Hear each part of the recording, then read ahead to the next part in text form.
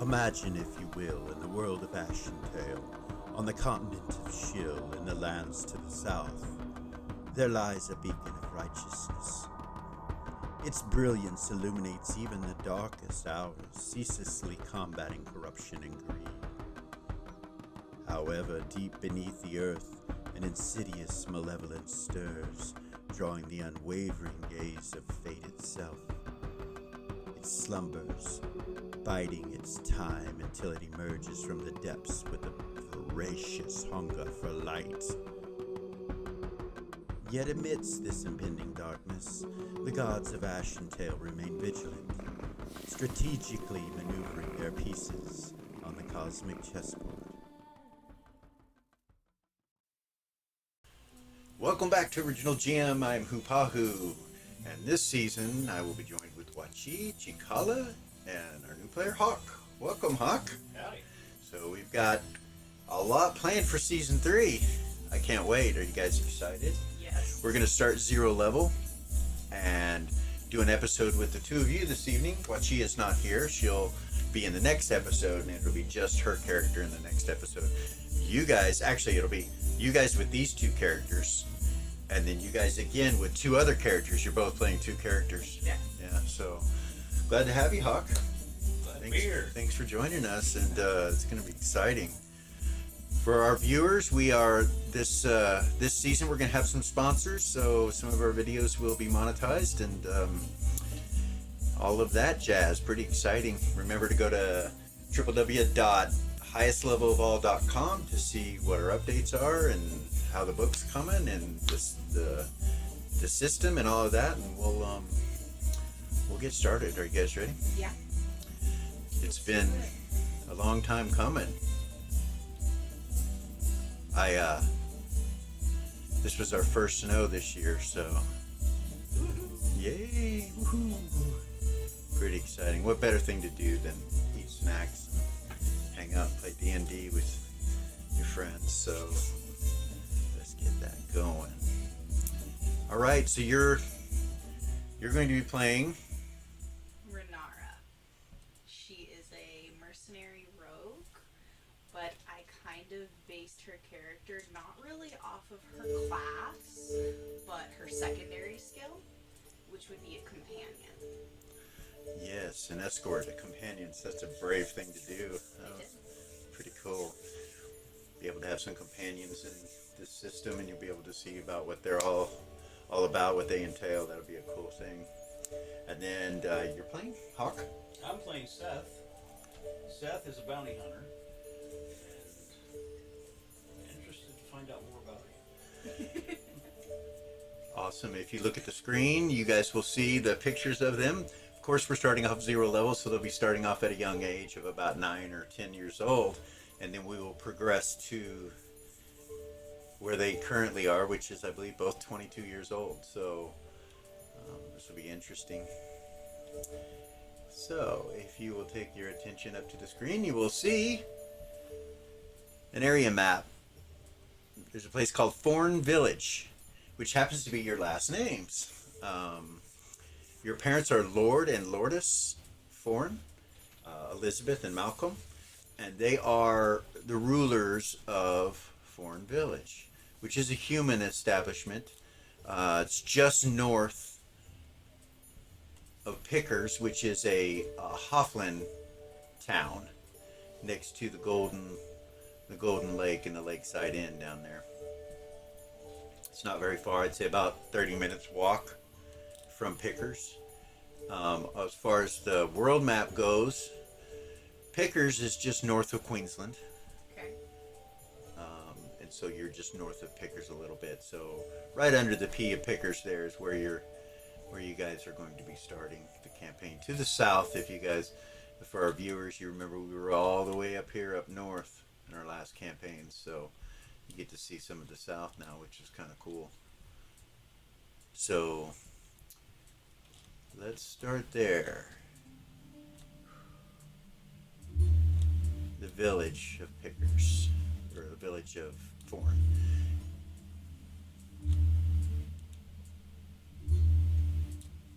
This small red house, red roofed house down here, is where you grew up. It's a small village, about 25 families, not very many people. I've given you some basics about the village so you kind of have an idea of that. This is the tobacco fields and then the wheat fields. They they provide wonderful wheat there in the south. And so your parents are in charge of a high-end tobacco which they grow just north of this business estate here with the tower.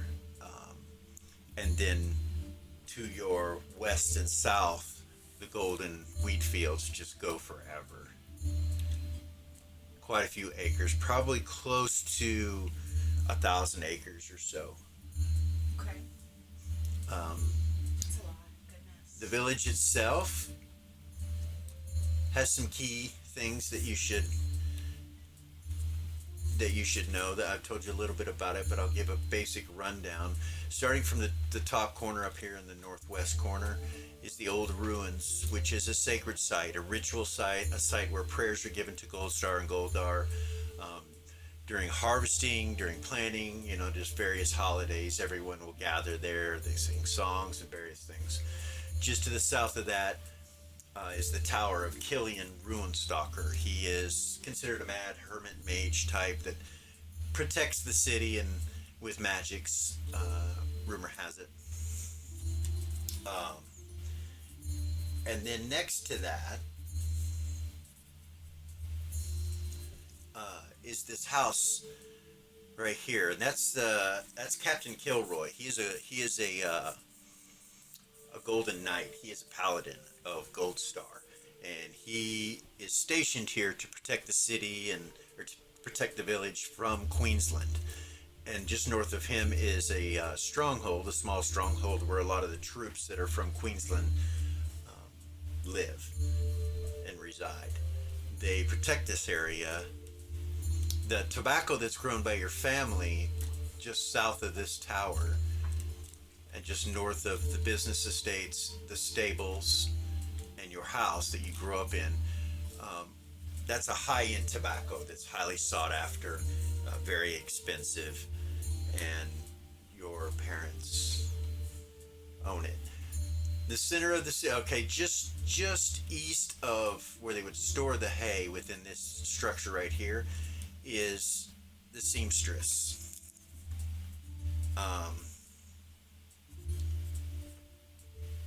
And that her name is Serena. And Serena has been accused of being a witch type. She does seem to have a knack for many different animals coming in and out of her home, often seen in different places. Ever since you guys were kids, you've known that. Farther up north, up here, is where everyone gathers for the festivals. There is a bard by the name of Gord, Jord, who runs that area during the festival time and plays music. He's a well-known bard. Everybody in the city, or everybody in the village knows who he is. The marketplace is right outside that, and often, there'll be things to purchase of all different sorts from all over the continent in this marketplace. There's a farmer just south of that owns this whole area right there. And then the farmer in the center that owns this area near the well. All the houses have running water from this well and this windmill. And then some various other homes that exist on the outskirts over here, that going down the side to the inn and the one across the street. Down here are Two Brothers Taverns. These two brothers have been at odds with one another for years. It's rumored that they used to have one tavern that they both ran. But because they didn't see eye to eye, they opened up two separate taverns. So often they're competing with different types of ales and meads and things of that nature. And they have events. They try to plan events, and the other one will plan an event at the same time. Just north of that tavern is a small structure that also has another family that lives in it. And then down on the southeastern corner is the Golden Inn, the Golden Wheat Inn, and that's where people from out of town come to stay. So that's just a basic wrap of the village. And now for your backstories. We're going to start you at around 9 or 10 years old. Prior to that,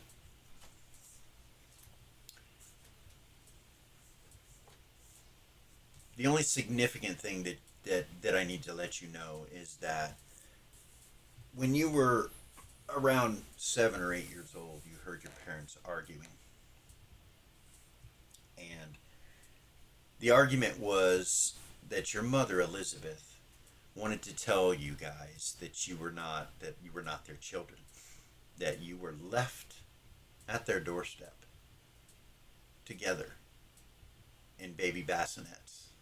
Okay. You're aware of this because you overheard them, Right. not because they told you. We're adopted.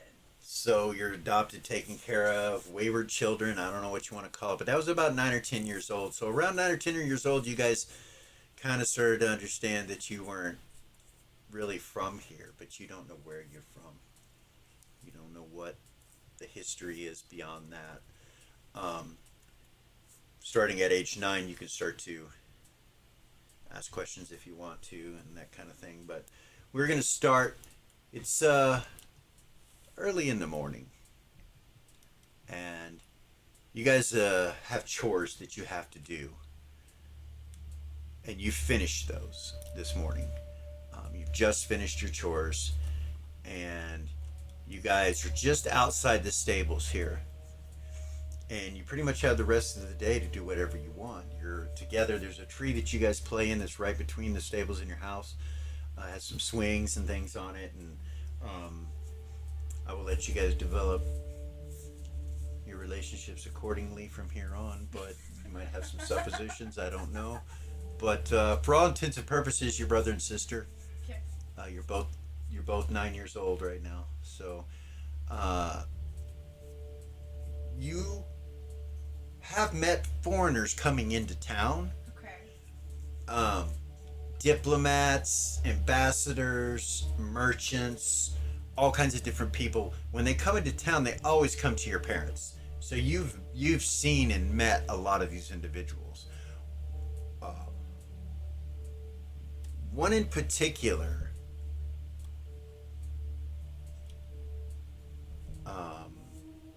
who they call Naz, or High Inquisitor Naz, who is one of the council members of Queensland, Okay. has been here, and the stories that he's told inspired both of you.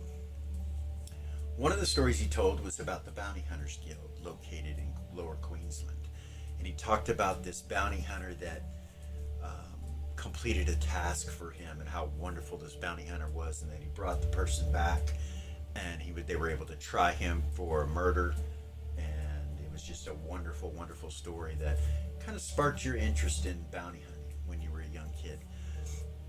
He also spoke of the Companions Guild, Okay. or what he called the Museum of Love and Beauty, which is located in Lower Queensland. And the women that he talked about sounded so regal and so beautiful and so graceful and elegant, and all the stories he talked about them, they're highly respected. And so you were aware of that story. But girls are yucky. Right.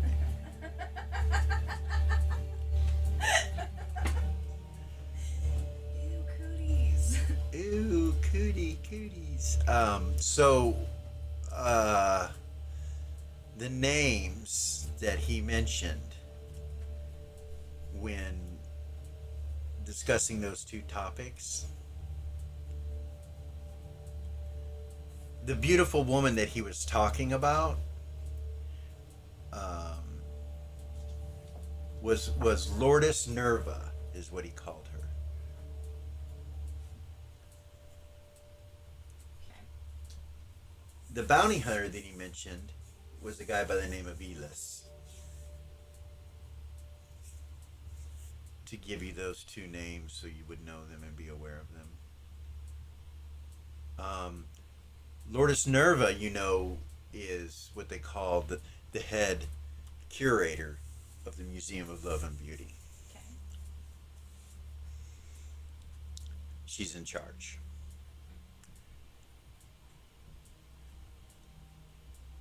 Okay, so we will start you just right under the tree there in the village of Phorn.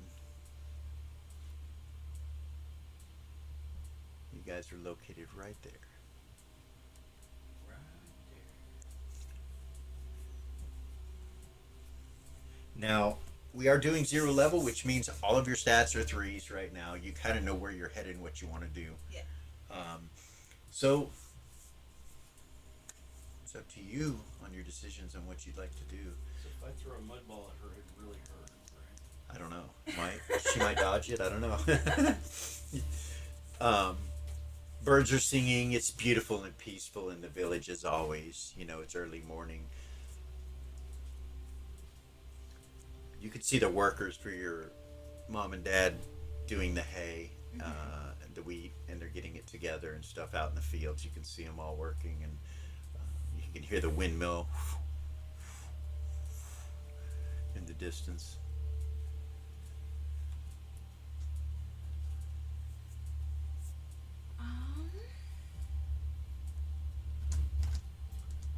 What do you want to do? Race you up the tree.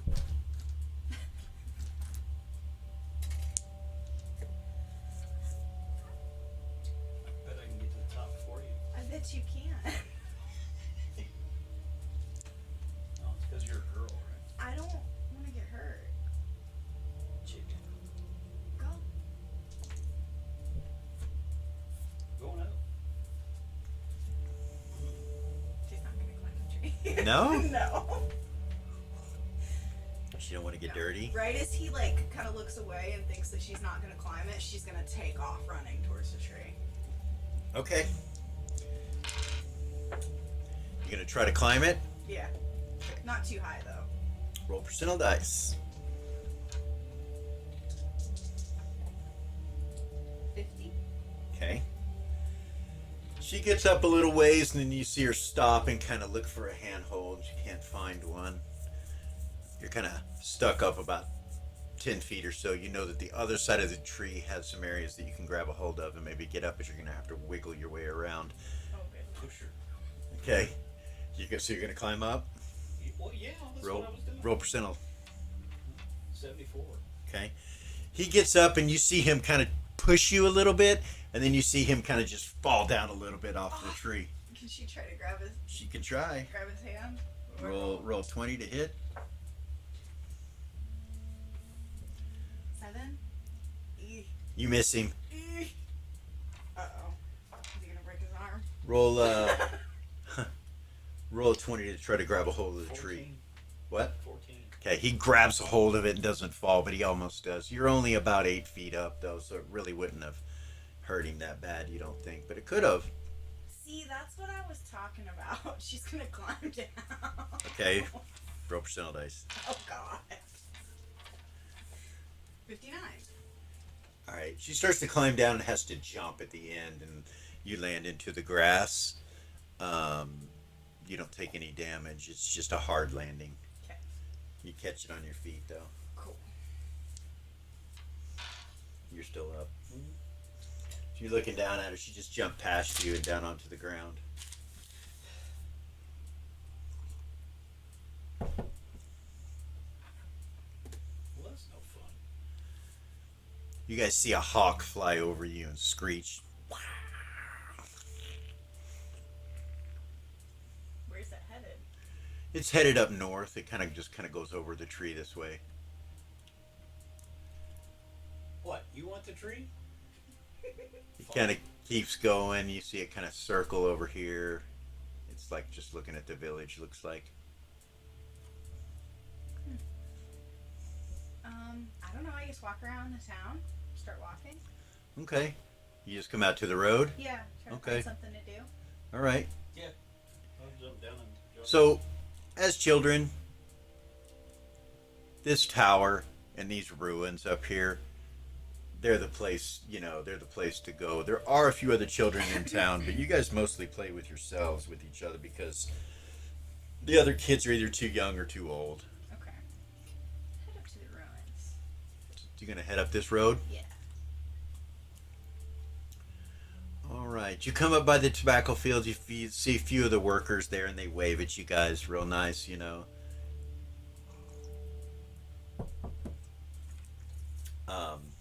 The guy that owns the center over here, this area, this farm area, his name is Farmer Gideon. And you see Farmer Gideon standing over here by these crops as you come walking up. And he looks your way and smiles. He's a blonde hair, blue eyed human male, older in his late 40s. Morning, children. Morning. You headed up to the ruins. Be careful up there.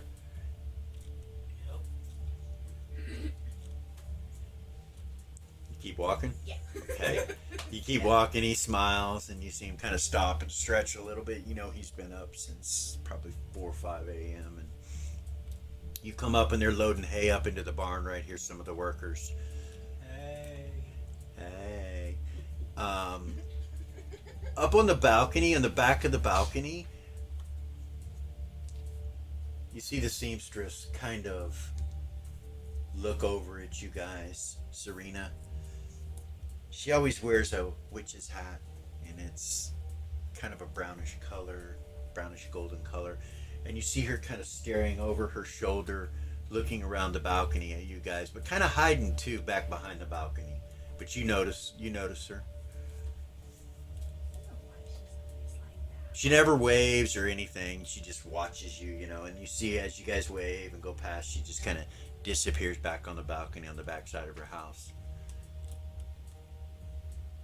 And you see a little calico cat sitting right here. Meow. Kitty, kitty, kitty, kitty. It jumps down and immediately comes over to both of you and starts purring and going around your legs, and doesn't seem to be scared of you at all. Never is. Strangely enough, cats seem to like both of you quite a bit. Not like what we'd heard. So you start to head this way. You can either go over right next to the tower and take the path up north, or you can go over by the captain's house. Usually going by the tower might be the best, because if the captain sees you headed up that direction, he'll want to know what you're doing, most likely. Okay. Yeah. So go by the tower. Okay. We're just walking. So the cat follows you guys kind of behind you and slowly comes with you guys as you come up.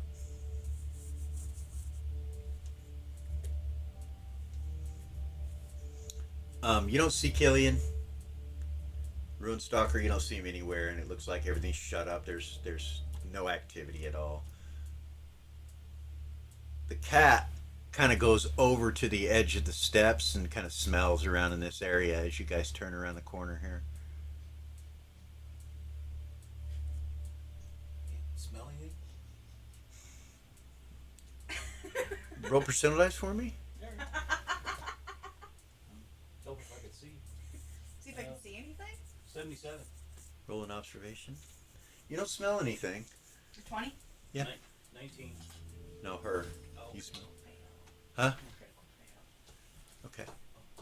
Yeah, you don't see anything or smell anything. So you continue north? Yeah. Alright, you come up the hill here. This gradually goes up a hill all the way to the ruins. And as you guys get like almost to the ruins, the cat comes running and catches up with you guys. It seems to be following you. Hello again. When you come up to the ruins, you guys have been here before. You know that in the center where this rock is where they usually stand and do the prayers and all that stuff. Mm-hmm. Do you guys go inside? Yeah. Okay.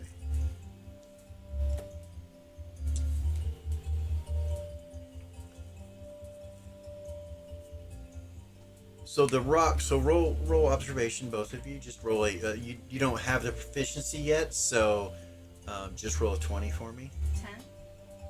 18.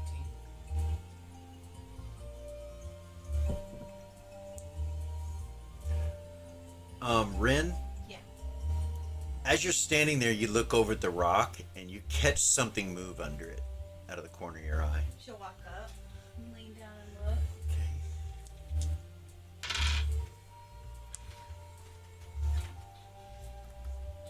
I saw something move. A snake comes out and tries to bite you and just barely misses your face. She'll Goes- step back a bunch. Curls back in. You recognize this as a copperhead. Oh, It is a boy. poisonous snake, and it misses you. Could have killed you. Boy, That's a poisonous snake. Well, technically venomous. can we eat? It almost bit me. No, stay away from it. We should probably tell somebody. All right. She'll pick up the calico cat, Okay. turn around, walk the other way with it. The cat's kind of looking back at it. It seems to be interested in She it. doesn't want it to get bit by the. Okay, so she'll take it away from it? Mm-hmm. Okay. It's covered under the rock, isn't it? It's kind of partially out of the rock now. Can I hit it with another rock? You can. You want to pick up a rock and hit it? Yes.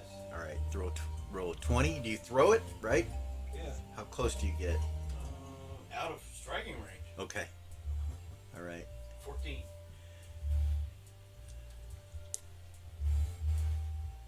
All right. Roll a four-sider for me. Foresight. Yeah.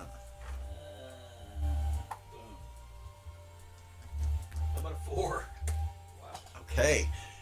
He hits it with a rock and just crushes its head.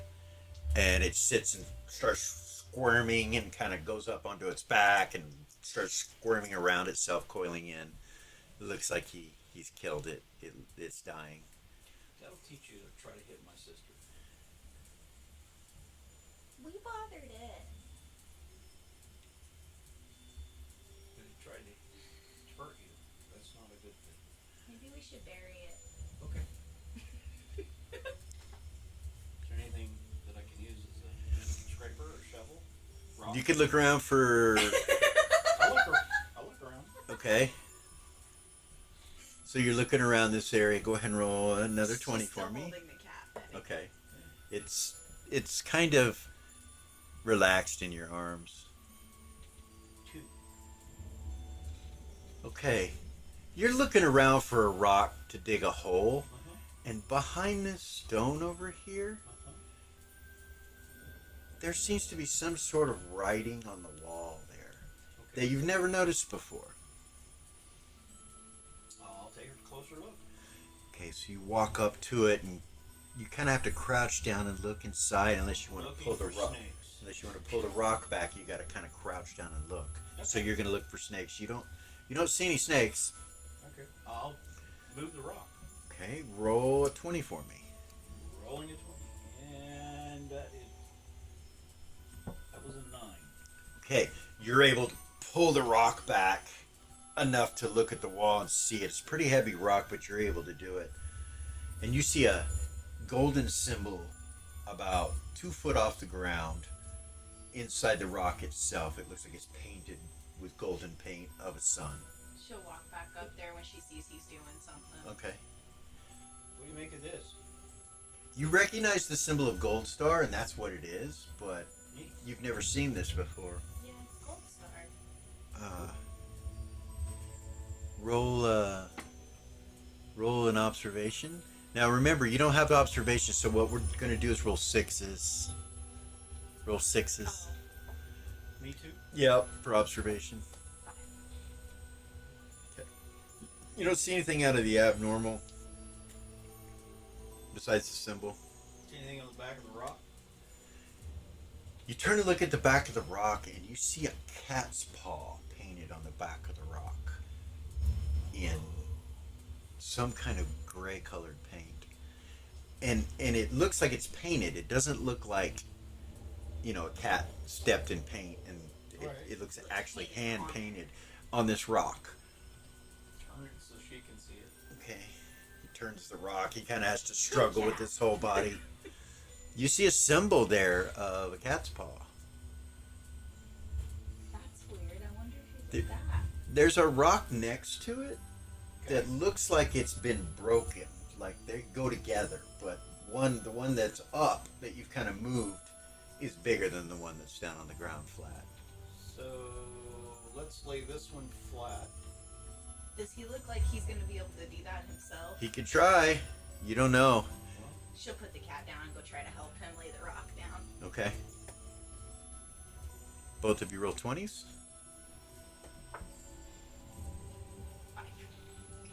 17.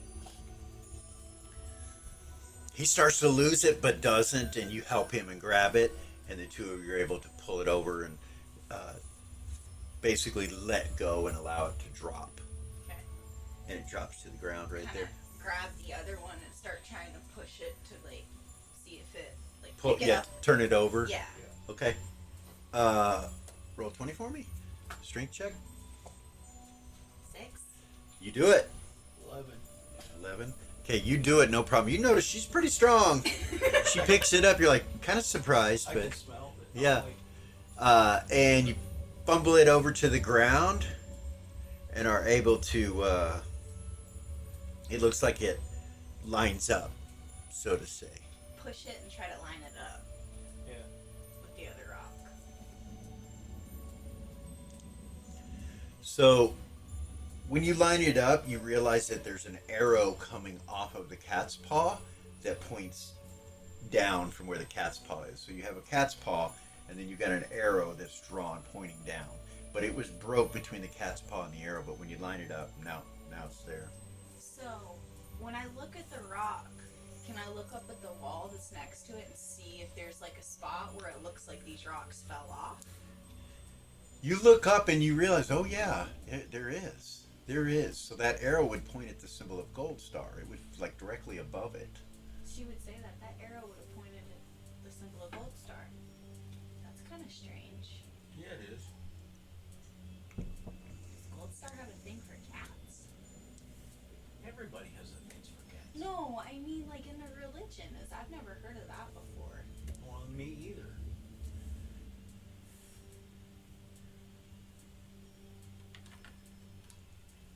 Did the calico cat take off or is it still there? You turn and you look around for the calico cat and you see it over there kind of walking by the dead snake and looking at it, but it's not eating it or anything, it's just looking at it. Okay. Touch the symbol of Gold Star. Cold. So you just touch it. This ruin is pretty old, like I said, so when you touch it, the stone that it's attached to kind of goes in a little, goes. Push it a little hard. You see it go in and just spin around like it opens up some sort of Whoa.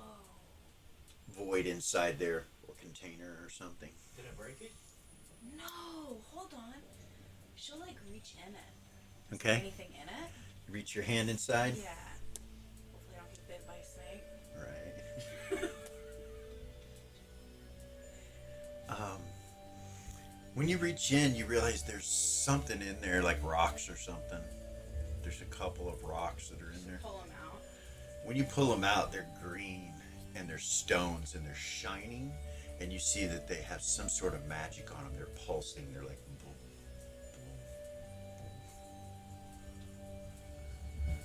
Holy cow. Our mouth is just like. You hear a screech above you. And you look up and you see the hawk fly back over you guys, headed back south. Here, take it. She'll hand one of them to him. Okay. So now that you guys have these in your hand, you realize you can hear each other's thought. You could talk to each other in your heads. Like you could say, hey, and the other person will hear it. What? Oh. We can talk in each other's heads with these. What?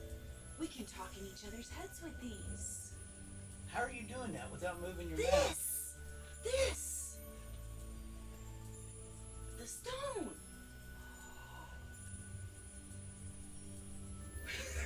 Don't tell anybody. We need to keep this. You're the only between us. anybody I would tell. Don't tell anybody. You guys hear a noise over by the pathway. She'll put it in your pocket. Put it in your pocket. She'll put it in your pocket real quick.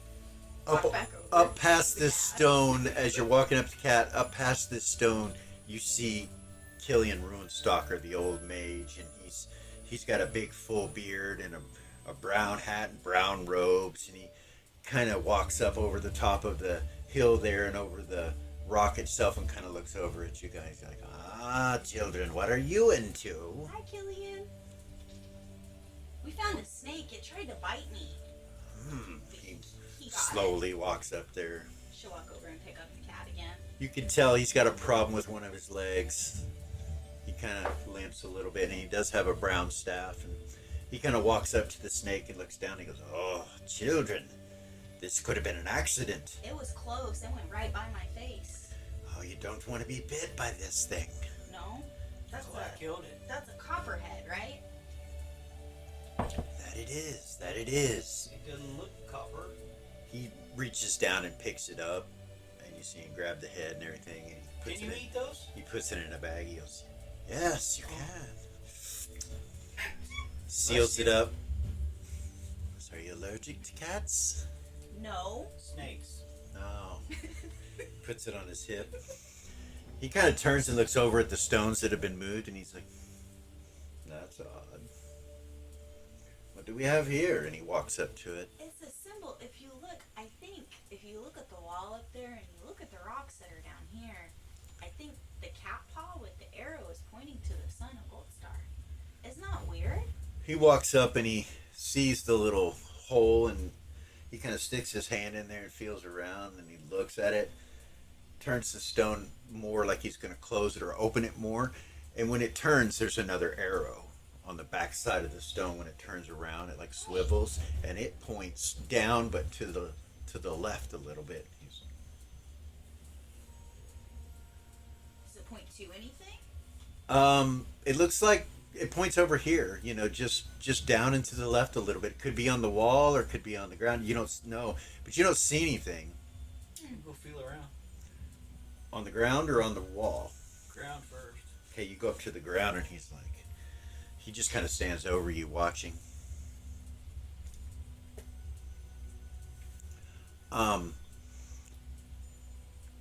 So you're feeling on the ground, you don't feel anything but grass and dirt. And then I'll feel at the base of the wall and work Doesn't- my way up. Doesn't really look like there's anything there, and you work your way up the stone. Nothing moves or has any writing or anything like that. Try to pinpoint where the arrow is pointing to. Okay. Like line my finger up and just go like So you can go across the wall where the arrow points and you don't see anything, and then you get to the ground and you don't see anything. and just keep going. Well, it stops, so it goes, it's an arrow pointing down like this. Into the ground? Yeah, it goes across the wall and into the ground, basically. So see if I can move some of the grass. What Okay. was that mage's name again? Killian Killian? Runestalker. Should look up at him and be like, Both you roll sixes real quick. 6. Okay, never mind. What do you say? She'll be like, Killian, do you know anything about Gold Star liking cats? She's standing there holding the cat. Well, you see him reach into a pouch and he pulls out a pipe and some tobacco and starts to load it and goes over and sits down on this stone where the snake was. He's like, "Well, children, as a matter of fact, it wasn't too long ago that the two gods, Gold Star and the Cat Lord, came to an agreement." Lights his Cat Lord. finger. You see flame come out his finger. You guys are like, "Whoa!" And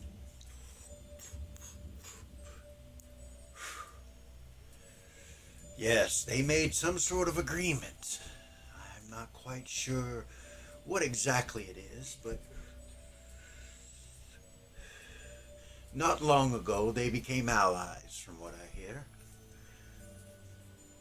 But they probably know more about that at the temple than I would know. What's that taste like? It's quite good, lad. That's the stuff Mom and Dad grow. It Smells is. really good. It is. Do they allow you to smoke tobacco yet? I've never asked. I've never smelled it burning. It smells really good. Well, children, go ahead and roll 6 again, both of you. 1. 6. Roll percentile dice. 63. So you catch the glimpse of something to the north of where you're at. There's trees up here to the north, and you catch something next to a tree that you think is a person, but it moves behind the tree quickly, and it's dark colored. I saw something dark over there. Over in the trees. He kind of looks up at you and he's like, "Dark? What do you mean, dark?" It was just a dark color. Over in the trees over there. Behind you. It's like a person. Pick up a rock. Okay. Well, children, there's nothing to be scared of. Phorn is protected. There's nothing here anyone would want anyway, except perhaps this tobacco.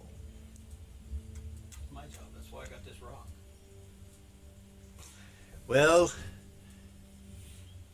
as I was saying, about that point you hear like a limb break off in the same direction. And he stops and goes, you see him stand up and kind of goes walking over to this archway and looks to the north. Probably best that you go on home, children.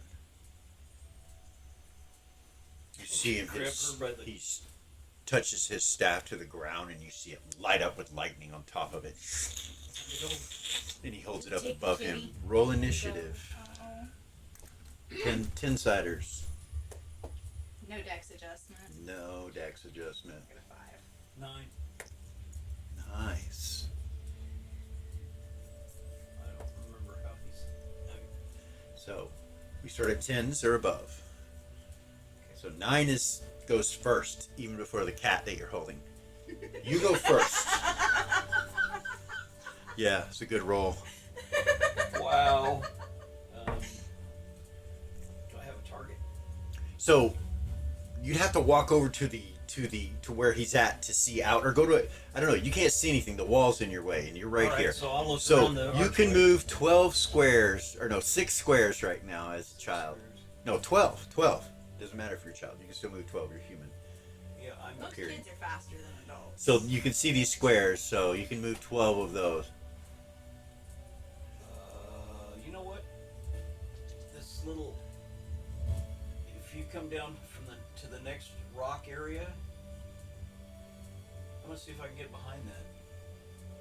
He said to run or go home. He said, "Best you go home now, children," is what he said. But if you want to look, that's fine. So we have new tokens and all that stuff. Yeah. So you're right about here.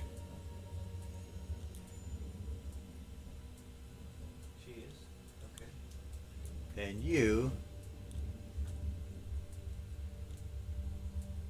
are right about here.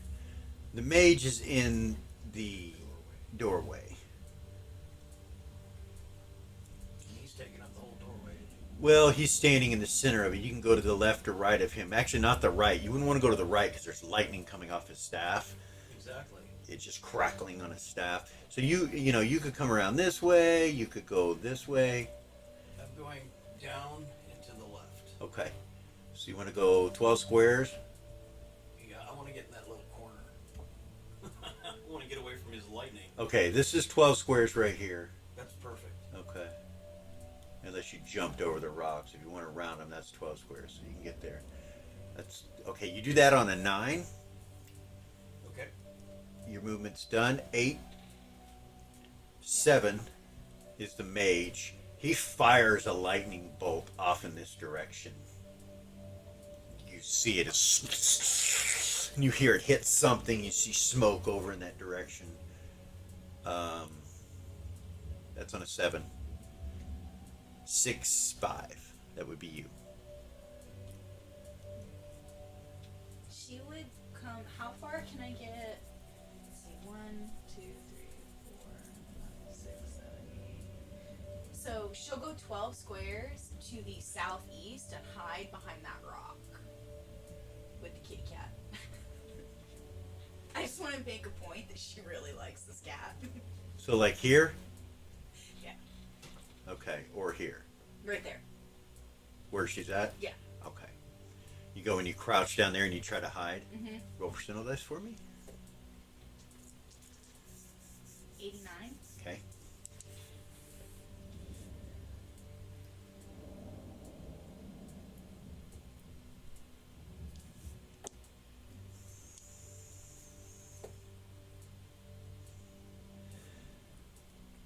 The mage, Killian, starts heading back behind where you guys. He starts heading back to the direction you went, and he's backing away, kind of nervous looking.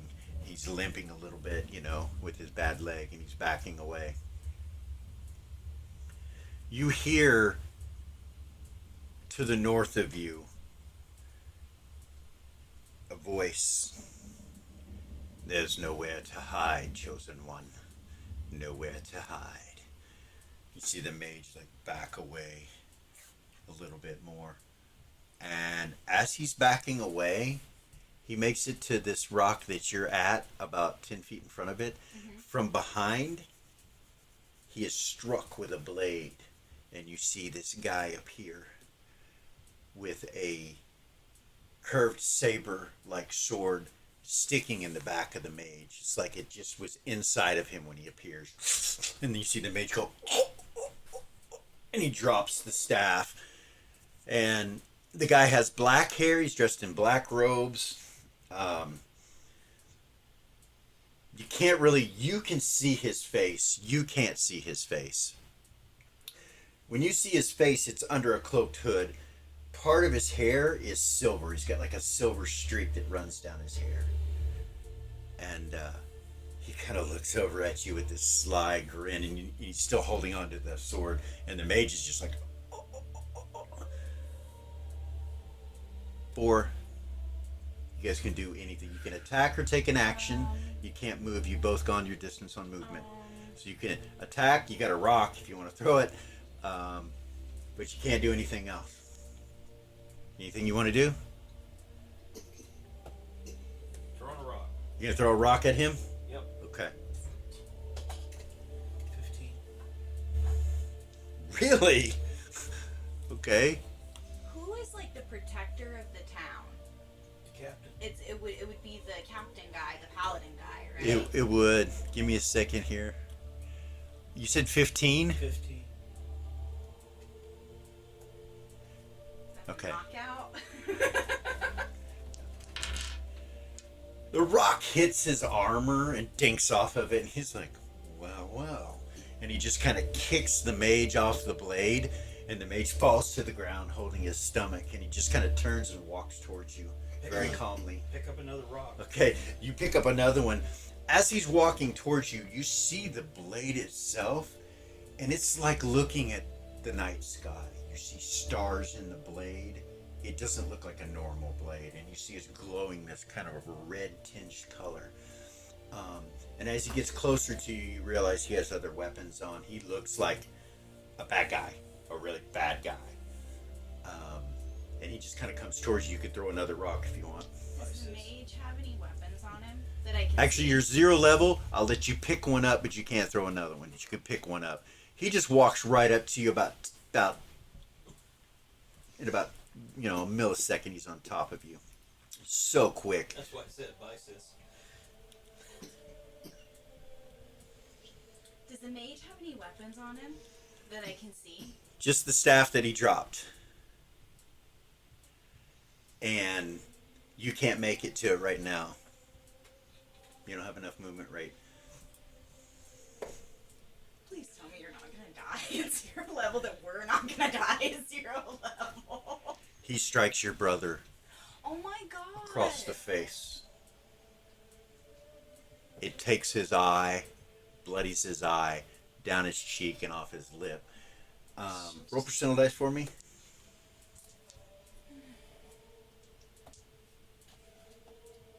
89.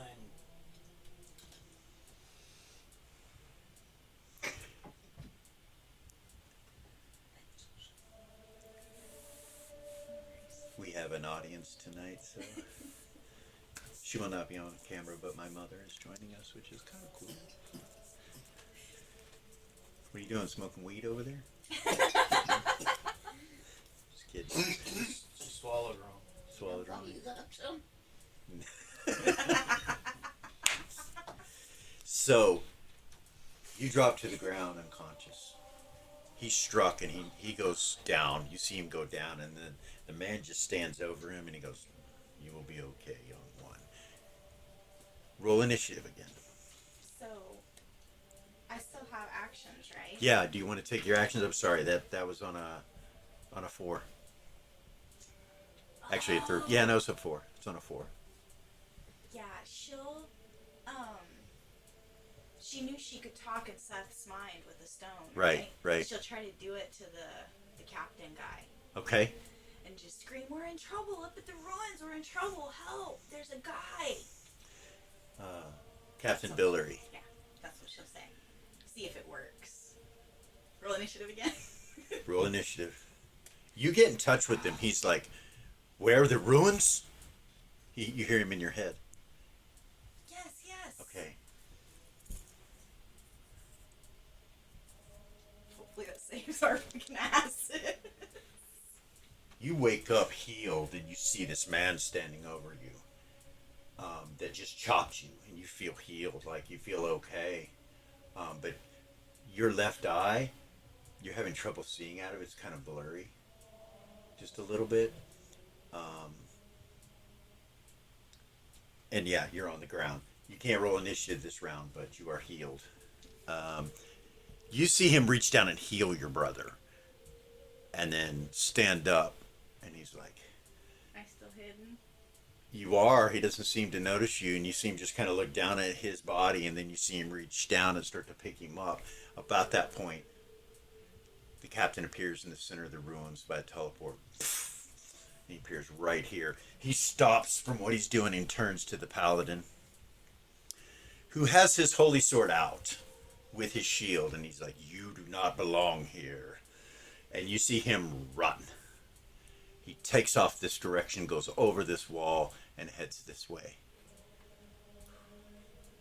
The captain runs up to your body, and Can she you're run fine. to him? Yeah, you can come and run.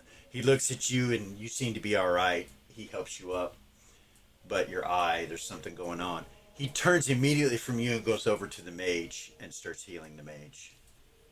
Are you okay? Is he okay? He will be fine, young ones. You should head back home. He's like, "Gillian." And he heals him. You see his hands glow, and he heals this mage's wound. And the mage looks at me. He's like, "I don't feel very well." Come on, Seth. We need to go. Okay. We should go tell Mom and Dad what happened. "I think he had Grey Razor." What's Grey Razor? What's Grey Razor? The paladin kind of turns. You realize the mage was talking to the paladin when he said that. He just looks at you and goes, "Go home, children. Go." We're going. All right. With the cat in hand All right. still, if it hasn't taken off yet. The cat, when you had a hold of him, was hissing at that guy the whole time, by the way. All right.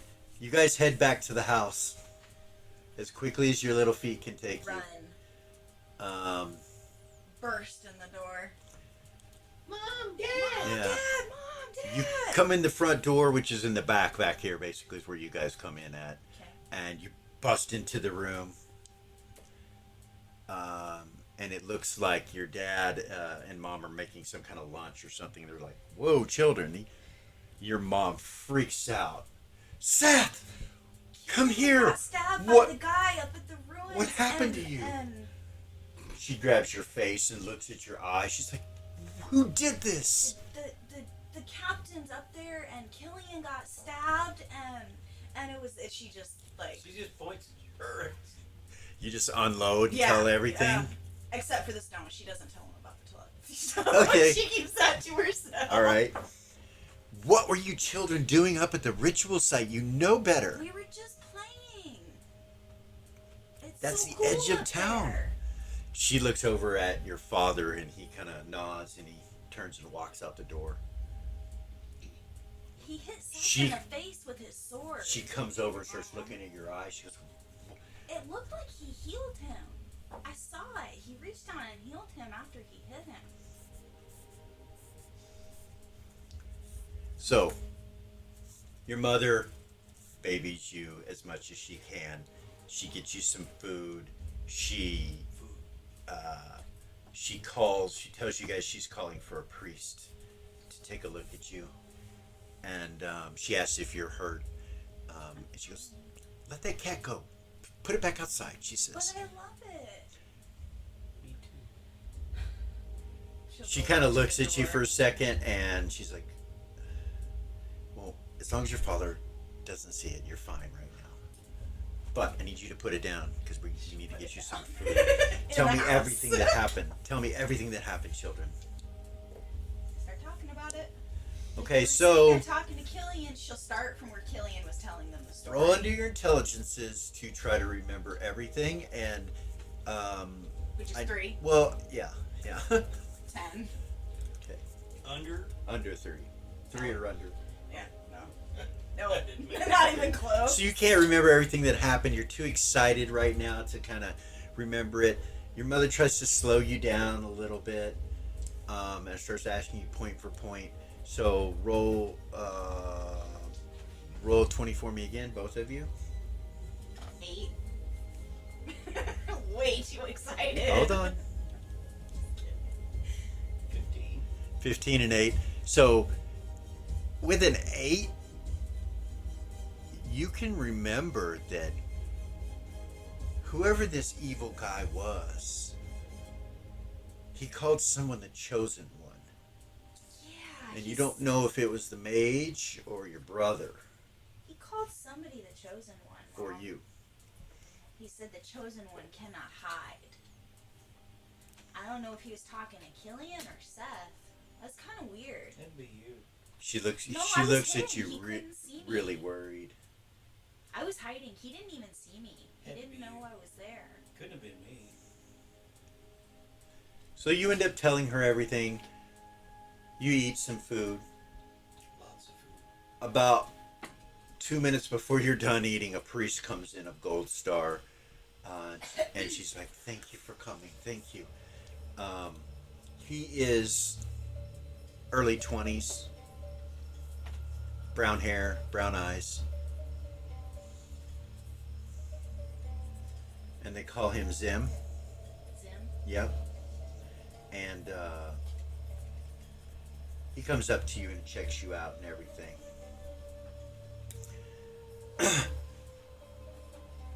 She asks you guys after he's done to leave the room and let her talk to him. Go find the cat. Kitchen. Okay, the cat's in the kitchen. Okay.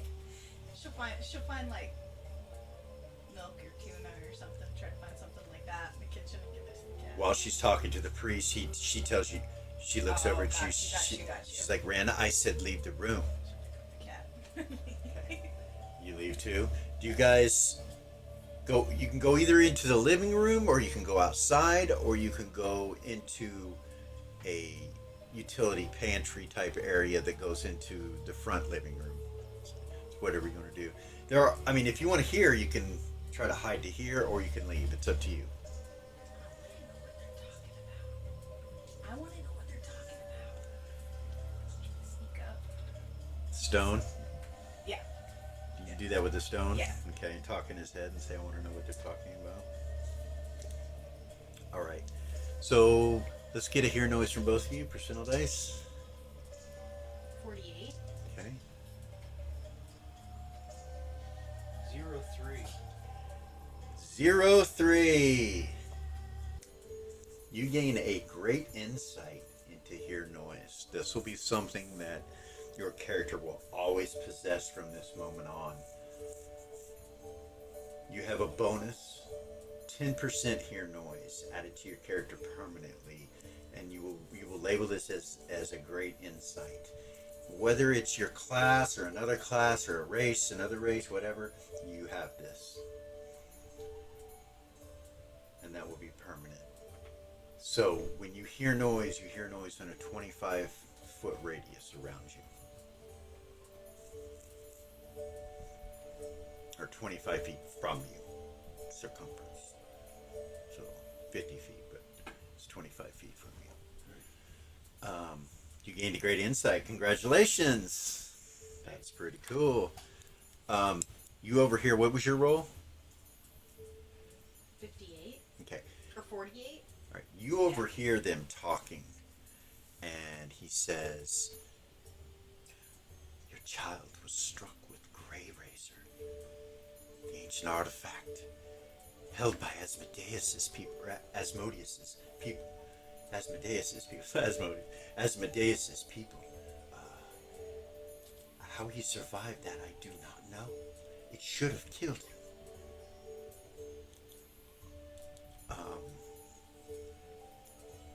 She says, well, my little Seth is a unique boy. He is unique. He, unlike any child I've ever met. You say they were left at your doorstep together. Yes. We do not know their heritage. We do not know where they come from. They were just left alone. Well, it is time that we find out more about these children and who they are. It seems someone is looking for them.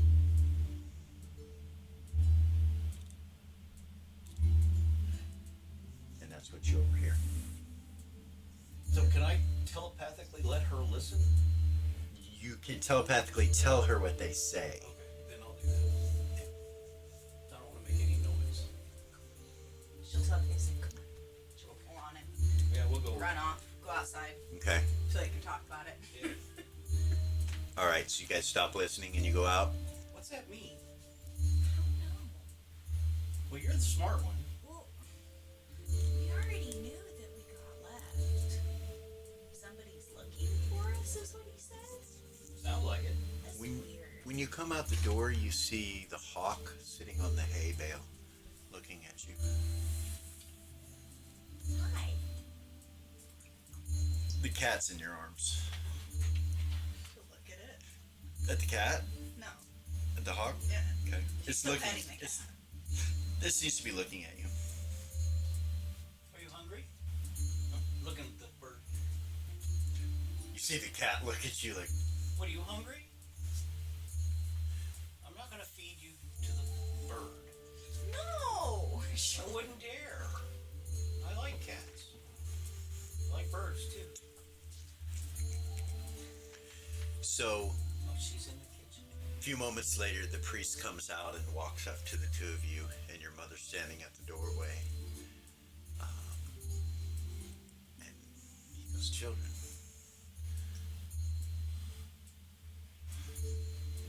Yes. Your mother has to talk to your father first, but I believe that she's wanting me to take you guys to the big city, Big city. Queensland. Like where the Museum of Love and Beauty is? He kind of goes like that. He's like, She gets really excited. yeah. I want to meet Lourdes Nerva. He just kind of looks at you surprised. He's, how do you know about that? Naz! He came in, High Admiral Naz came to town and he told us all these stories and she just fucking goes The Grand off. Inquisitor? You have met the Grand Inquisitor. Yeah, he told us these stories about this bounty hunter and then about Lourdes Nerva. I love his stories. Interesting. Well, I must go now, children, but your mother has requested that I take you to the city. You have to wait and talk to your father, or she has to talk to him, but I will be back. Okay. She's like, Seems yeah, to have be you ever seen excited. a little kid get so excited they can't hold still? Oh, yeah, It's yeah. like that. It's like that. I am Vim. Them? Vim is my name. Hi. And I will be back. You see him kind of hold out this stone that's kind of yellow in color, but it looks just like the stone you guys have. And he holds it out, and you see him draw what looks like a doorway, and you see it appear in Queensland. You see the temple of Can I try to memorize what he does Gold with Star. his hands? You can. You can try to memorize it. Roll a 20. 5? Okay. Roll for stone dice. 41. All right. You gain an insight. Okay. It's going to be a learned skill.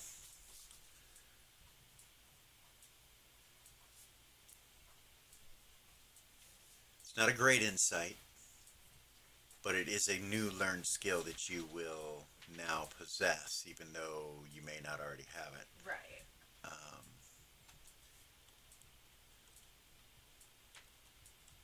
And give me just a second. Since I do not have a physical copy, I have to use the computer. Let's do this. When we come back, I will let you know what it is, but we need to take a break. And we will be right back.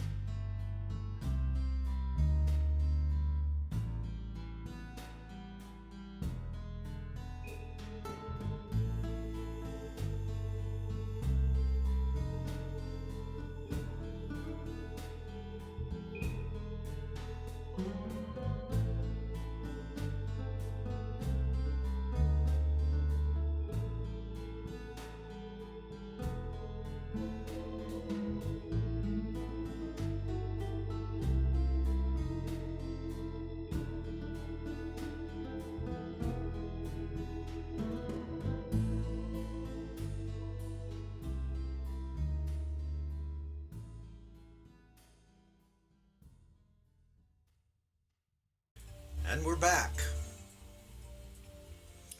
All right, So that learned skill is no spell. You have that free. Excuse me. Freaking cool. All right.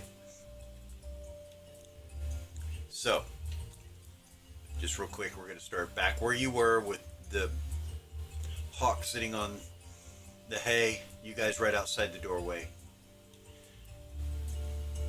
The priest, when he makes the doorway, you recognize the spell as a transport type spell, and he steps through the gate and it closes behind you. And you guys are standing there. I'm gonna run inside and grab some meat. Okay. Get some tuna for the kitty cat. Well, I was gonna grab some for the cat too. So he runs in. You've got the cat.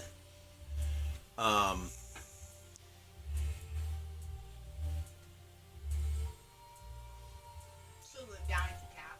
Okay. You want to go to the big city with me?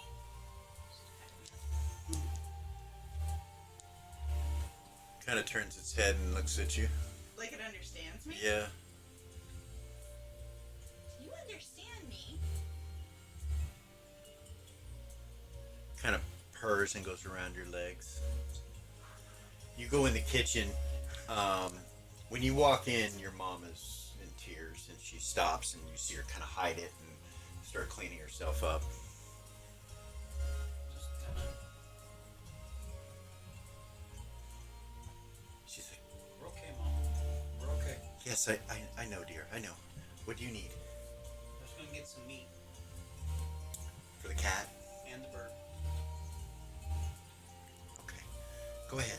Go ahead. Kiss her on the cheek. Okay. She hugs you and kisses you, and you grab some meat and head back out. As you're looking at the cat, you see your father come walking up. Should send it down. He looks at the Hey, cat. Daddy. When you walk out the door, you see your dad standing there with her, and he kind of looks at both of you, and he's like, what were you children doing at the ritual site? And what were you doing with that crazy old man? He's nothing but trouble. Well, I thought we'd be safe because we were up there playing. That's Gold Star's ritual site, right? I thought we'd be safe up there, and then we were just playing, and then he came up and started talking to us and telling us stories. He looks up in the sky at the sun, and he goes, that is Gold Star. He will hear you there. You do not have to go back up to that hilltop. Where's your mother? She's in his eye. She's crying. He comes up to you and looks at your eye, and he's like, Hey, Daddy. Why would the bad guy have healed him? Why would he hurt him and then heal him? It doesn't make any sense. do not wander off too far. I must speak with your mother. And he turns and ignores your question and walks inside. The cat's like below you, looking up at She'll you. take it from him. Okay. Give her a piece of meat to give to the cat, and I'm gonna go feed the bird. So you look over for the bird and you don't see it sitting there anymore. It's gone. You're like, where did it go? She'll deal him down and start feeding the kitty cat. Okay. It eats the meat. You can hear the voices inside the house start to raise a little bit.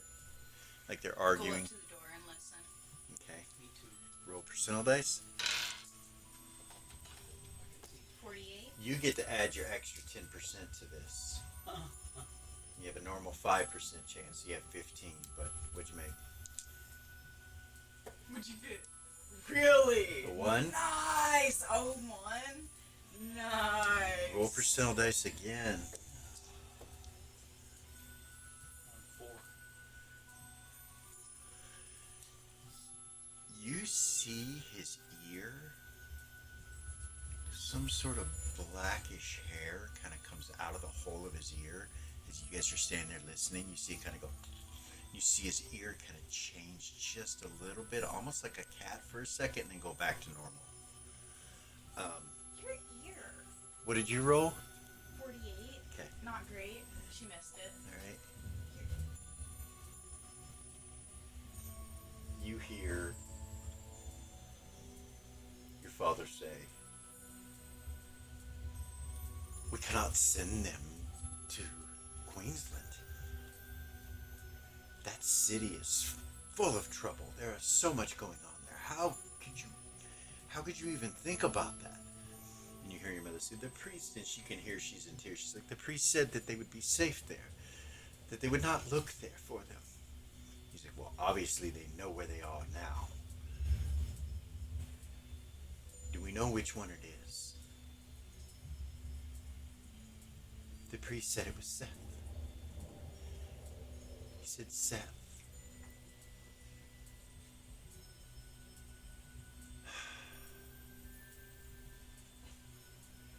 Did you just do that to her? I'll explain what they're saying. Oh, you're explaining to her what they're saying. Okay, he's telling you what they're saying. Your ear just did something weird. I swear it turned it. No, when you were listening, it turned into a cat's ear. I can't see. Try to listen like that again. And the cat comes up and rolls down on its back underneath you as you're squatted down listening at the door. It rolls up on its back, shows its belly to you, and just kind of looks up at you. Try to listen again. Let me see your ear. I swear it turned into a He goes up. cat's ear. He goes up to listen again, and your cat opens the door and sees you guys, and he's like, What? I'm scratching the kitty. "Yes." And we're gonna stop right there, and we're gonna move forward in time. Alright. So you guys were 9 years old when that happened. Okay. You both have turned 12 years old. The priest never came back. When you asked your parents about the situation, they changed the subject. It was you. And during the next 3 years, your parents discuss things about the big city, about Queensland, and tell you that you will need your education and that will be the place that you will receive it when you turn of age. And on the day of your 12th birthday, your mother gives you a potion. Okay. What is it? If you're ever in trouble and you drink this, you will become really small.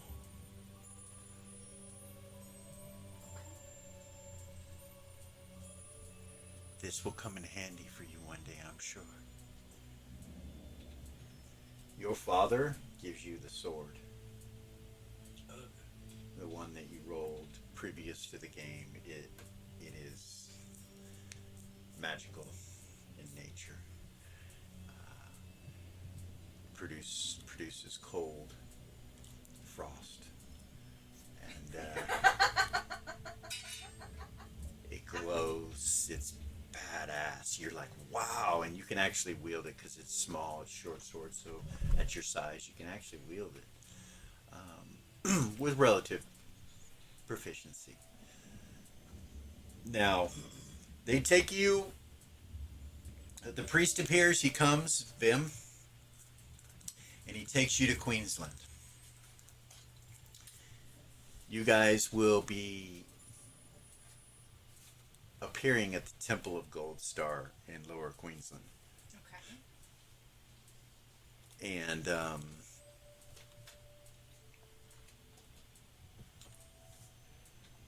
Can I try to take the kitty with me when I go? you can. They don't stop you. I guess the kitty got the extra meat because the bird never came back. Yeah, the bird never came back. But you guys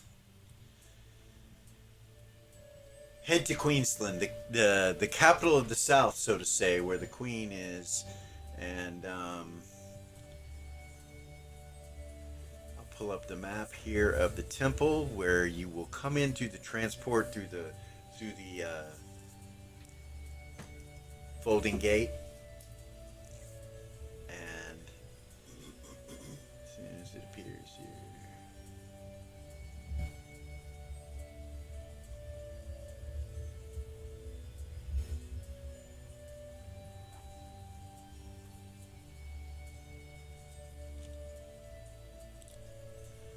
When you guys appear, you appear close to the up here on the altar, where these symbols of the suns are, you appear right here on top of the sun, all three of you. And behind you, you can see your house, and he just reaches behind him and waves this stone in his hand, and it closes. The temple is lit up in here. You can see statues on the far sides to the east and to the west, sun symbols on the floor, a big golden dragon head above the altar with a pedestal and a book that's open, a couple statues down these stairs of what look like paladins or golden knights, staircases on both sides and pillars that go to the ceiling. As your gaze looks across the temple itself, very church-like, with pews, stained glass windows that are reflecting in light, chandeliers hanging from the ceilings with candles, and all the way to the entrance you can see there's a couple pedestals of some sort up front and a couple bowls with more statues.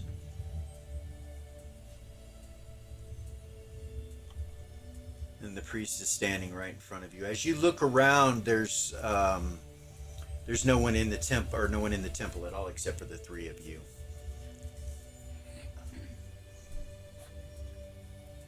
And he tells you to come down, and he walks down the steps, and he comes over here and tells you to go ahead and have a seat at the pew. Sit.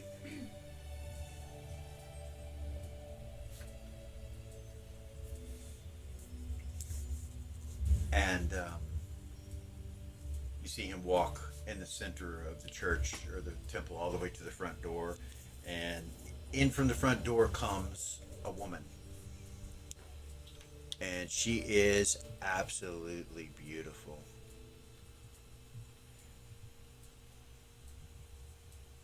And she comes walking up to you with him. I will show you her image.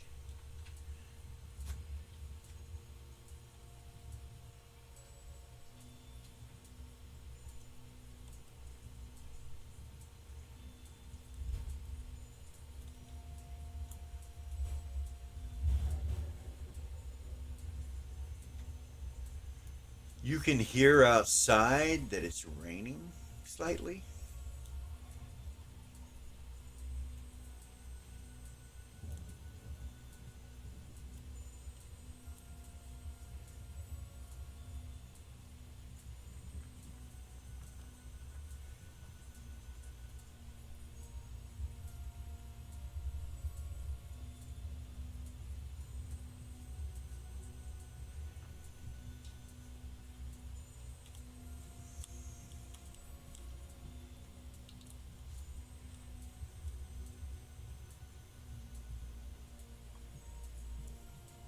Lord of Sperantia Nerva.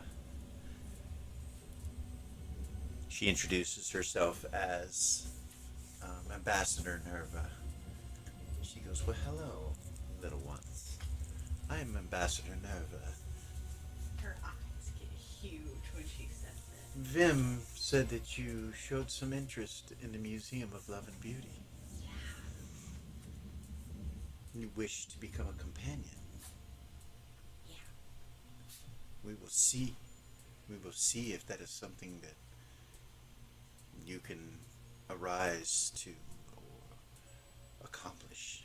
Not everyone can be a companion, young one.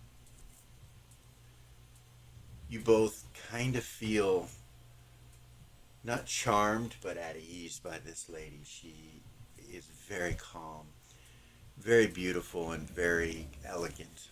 She's dressed in a green, tight dress with sequins and various gemstones. She has a full necklace of green gemstones, and her eyes seem to put you at ease and put you calm. And she looks over at you and she goes, and as for you, I hear that you are your sister's protector. I was told that you received a scar on your face, protecting your sister. And I can think of no more noble of a thing than that. I think that it might be prudent if the two of you come and stay with me.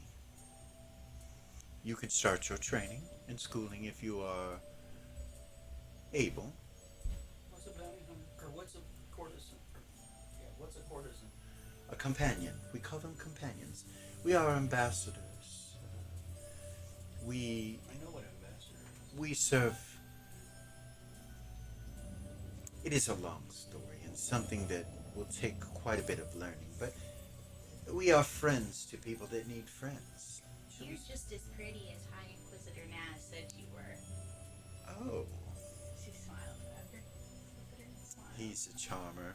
Unfortunately, I've not seen Naz in some time. I've been so busy, but thank you. I will let him know that I appreciate his compliment.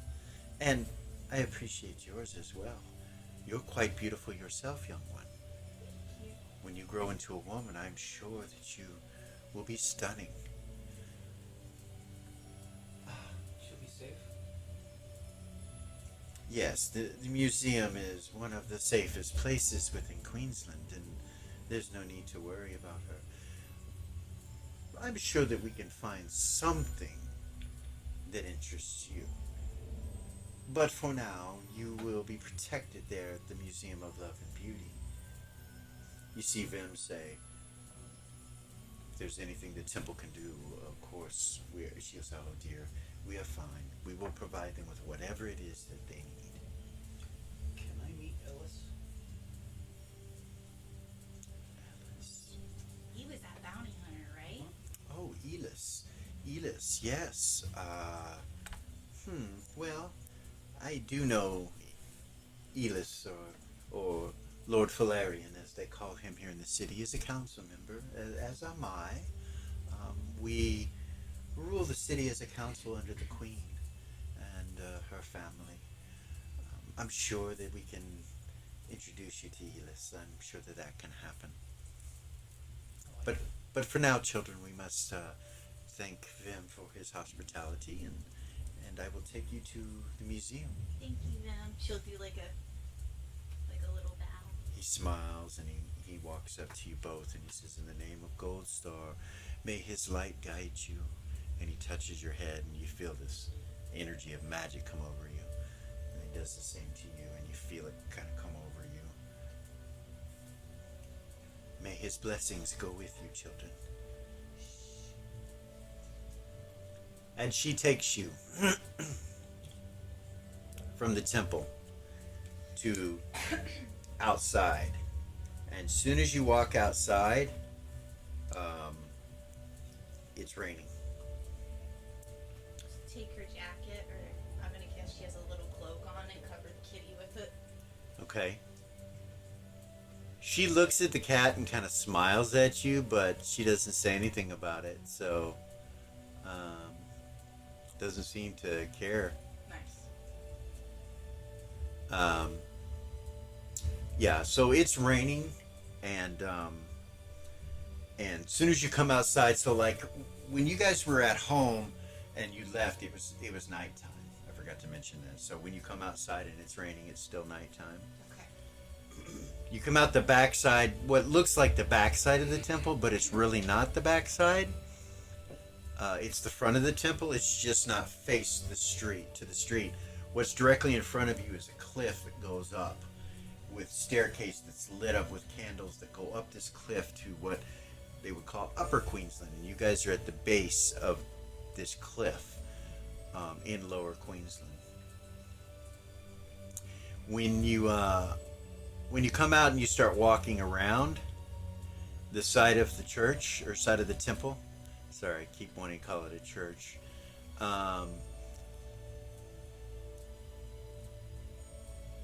You start to see lights. So this is the Temple of Gold Star. And behind the temple there is the staircase that runs up. And you can see a couple of what look like gazebos hanging off the cliffs. And the walkway that goes next to the Temple of Gold Star is paved. and it goes out to the main street out here.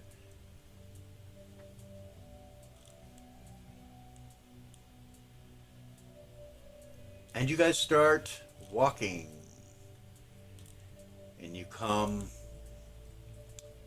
and you turn down this road and head this way, and you come to the Church of Gold Star that you can see on your right, and you can see the ships and everything as you come past the dock where this opening is.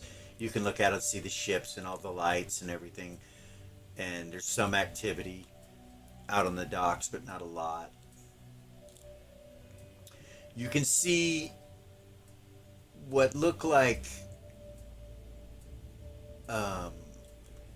lighthouses that are beaming lights, moving very slowly around the city. As you pass the Church of Gold Star, you see Queensland Jail and Watch headquarters, and you can see it looks like some kind of castle type structure or a jail or something. Then you walk past Hope Park, where you see a statue of a golden looking knight. Then you see Lower Queensland Museum, and she walks past it. And up ahead you see these tall towers, the Museum of Love and Beauty. And she takes you behind this tower where there's a doorway. And she takes you into the Museum of Love and Beauty. So, you show an interest in wanting to become a bounty hunter, and you show an interest in wanting to become a companion. Mm-hmm. So you both will start schooling in those, training in those aspects at 12. Companion training takes 10 years, a full decade before you can become a companion. So you'll be doing schooling for the next 10 years. Bounty hunter, about the same amount of time to start learning things and stuff like that, but maybe a little quicker. But you will, at your younger years, you'll be hanging out at the Museum of Love and Beauty and get to know that area pretty well. Okay. Where the library is, the bank, and the land company, and all that. But you would also know that across town, all the way over here,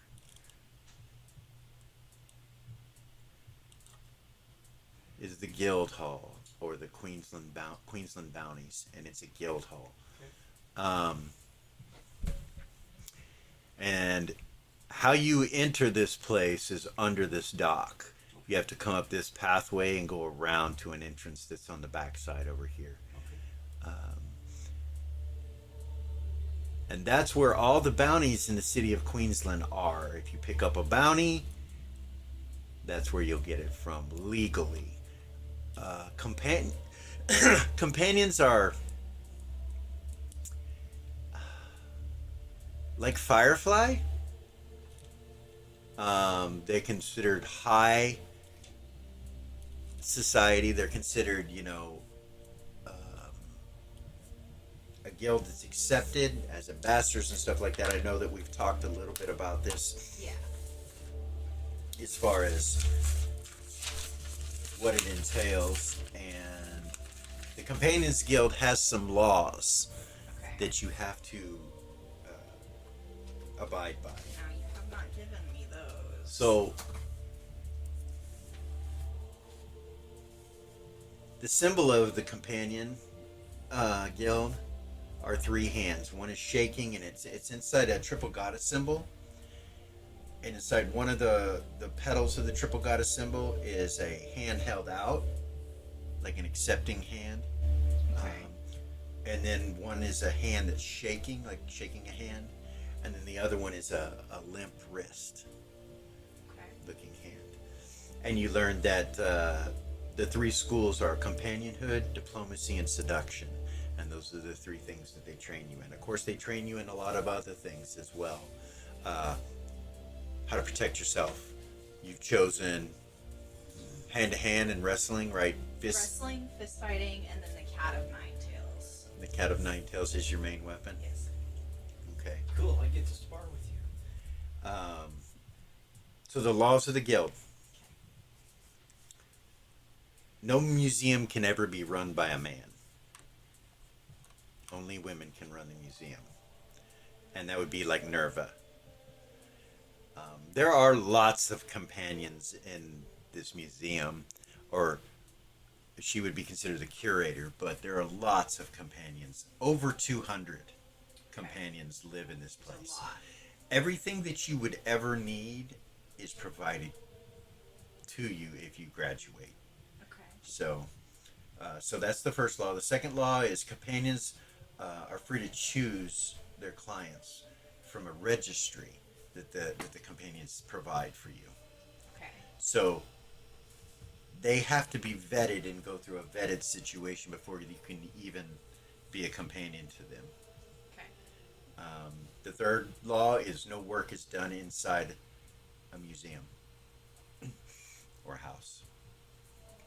It has to be outside the museum. To maintain registration as a member, you must be in good standing and undergo a yearly physical.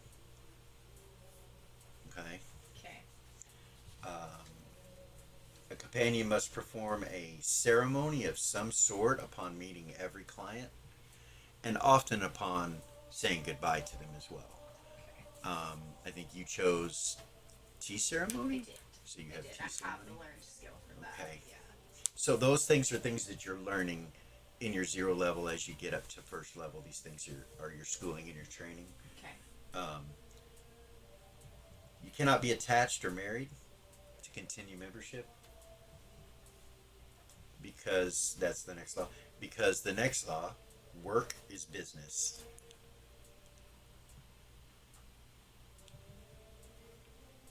And a companion must have a minimum of 10 years of schooling in all three arts. Okay.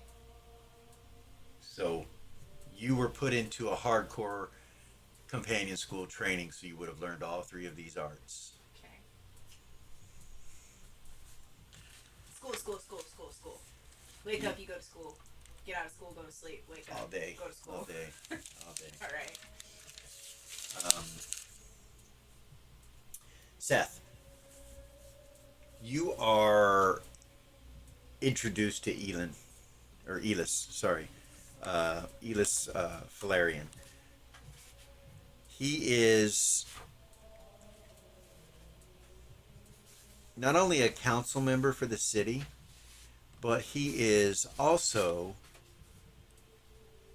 and this is this is not like highly known, but because you are living in the Companion Museum for the first few years of being in the city itself, you would have learned things.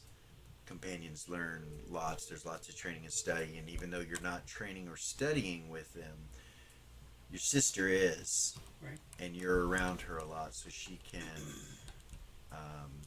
tell you things and you learn things. Elis is considered the spy master of Queensland. He's in charge of all the spies, and you learn that the spies, that the companions are probably all spies to, I see nothing wrong with to that. Queensland. And this is Elis. Okay. He happens to be a companion as well, one of the few male companions. There aren't very many, couple dozen within the 200, and he happens to be one of them. Goodness. But is he pretty? Yeah. So that's Elis. Goodness. He's pretty. Okay. He's also a bounty hunter. And connected with a guild, of course, and all of that. And so he will be joining with you once a week to train you in the arts of being a bounty hunter. Okay. He trains you in everything that you required that your character wanted to learn.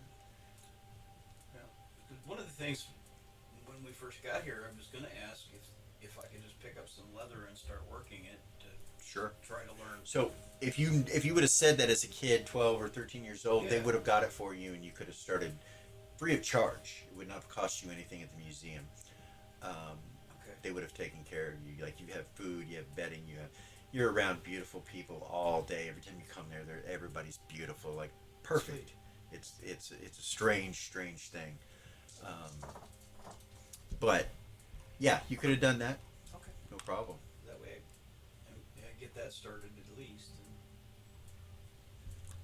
Any of your skills that you have learned, or weapon or whatever, will be learned in the next 10 years. Okay. So when we start gameplay at level 1, you'll be 22 years old with all your skills, all your weapons, all the stuff that you've already rolled for your character.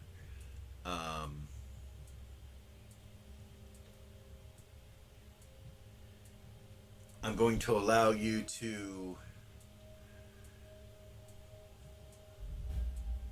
choose a total of 3 things to try to improve beyond the basics of what your class will allow.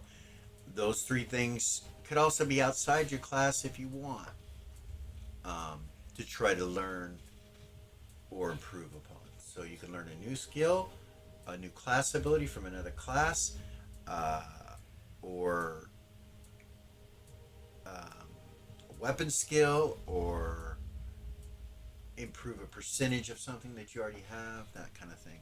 So if there's 3 things you're interested in, so like if you wanted to do the leather work, so you get to roll on 3 things between the ages of 12 and 22 to try to get a great insight or insight on.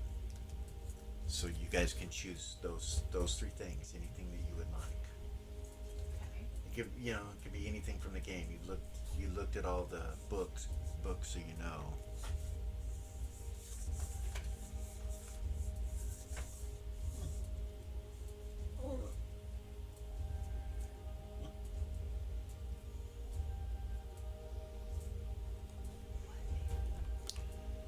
And there's a big learning curve because you have been in the city for 10 years, so there's going to be a learning curve.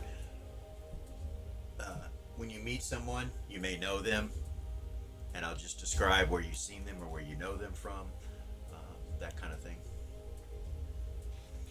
And Sorry. any questions that you have about any of these buildings or structures, they're within the city.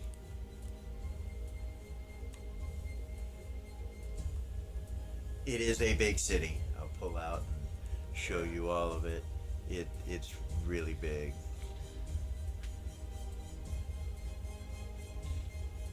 You would know that the structure up north of the pyramidal structure is also a temple to Gold Star, but it's the big temple. Like the lower Queensland temple is the one that you guys will be connected to. You've never been to this one up here. That one's intimidating. Yeah, and that whole area is connected with Gold Star and all of the Blinding Guard, which is the city watch. The Church of the Brotherhood is the priestesses where they're trained. The School of Blinding Light is where Guard is trained at. This is where the headquarters is where they are centrally located out of, but the School of Blinding Light is where they're trained. Of course, we have the Tower of Naz up here, which you know who Naz is. He's one of the council members. He's actually the leading council member. They often speak of him that way. And then the Royal Palace, which is far up north, which is where the Queen and the Prince and the princesses live, and the King. King Gorum. Those who have watched season 2 will know King Gorum, Prince Vayman, and Princess Reva and Princess Velia, and then Queen Amore.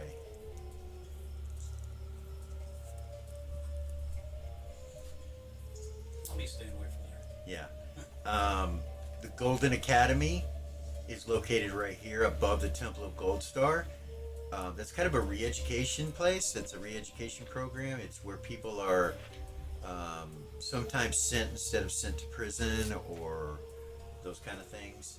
Right. Or if they're homeless, there are some homeless in the city, but as soon as they become homeless and they are around for a few days, they disappear, and they're usually taken to the academy and trained and re-educated, so to say, in the name of Gold Star and light and law and goodness and all of that. So yeah, So you said 3 things 3 things. that we can roll for? Yep.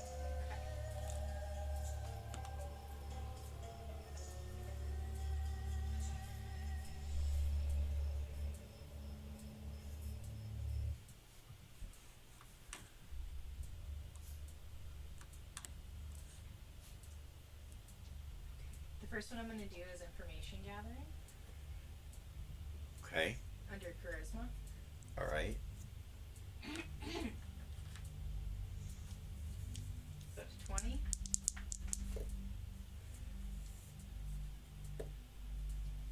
Yes. Roll a 20 for me. 5. All right. Roll shell dice. 44. So you got an insight in that. How many slots do you have in it? You have 2. So an insight will fill that up. You'll have times 4 in it now. No bonuses on the roll or anything like that because you didn't have it maxed out. But Okay. nice. What was that again? Information gathering Information under gathering. charisma. Nice. Being able to talk to people and learn information. Uh-huh.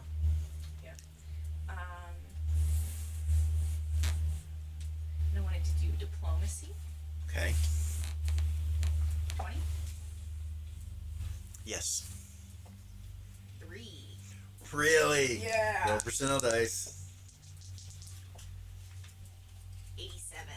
All right. Same. 2 slots. How many do you have in it? 2. Then you maxed out in it. Nicely done. Thank you. Okay, and then So you got 3 insights so far. I can't decide between observation or seduction or listen. I don't know which one to do. I can't help you. I know you can't. Maybe I should roll. Maybe I should roll for which one. Yeah, It's up to you. let's do that.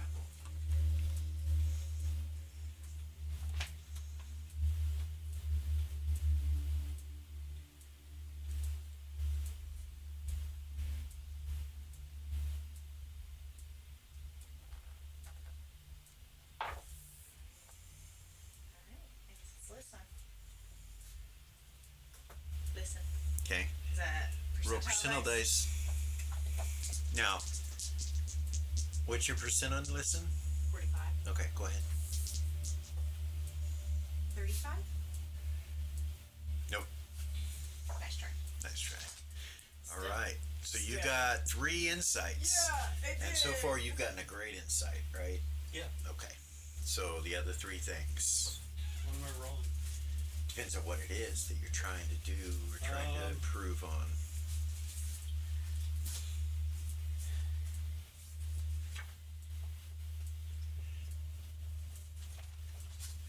So basically, Lourdes Nerva worked with you directly to Okay. improve those skills, and that's how you learn them. And there will be Information gathering and diplomacy. Yeah, there will be others, companions that you will, meet Okay. besides her. And we'll get familiar with all of those. But that's Mary Ann. You would know her. She's one of the companions.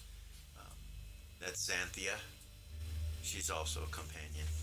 And you would know these girls too, by the way. That's Mary Ann. That's Xanthia.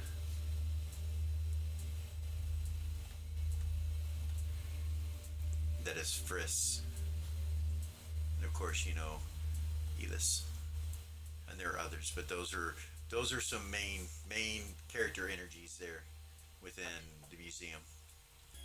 Go ahead and you got your 3 things. Yeah, what did I need to roll? So it depends on what they are. Okay, let's start with leather. So that's going to be a learned skill check, or no, a secondary skill check. So it'll be a 20-sided die. 20-sided Getting die. under your dex.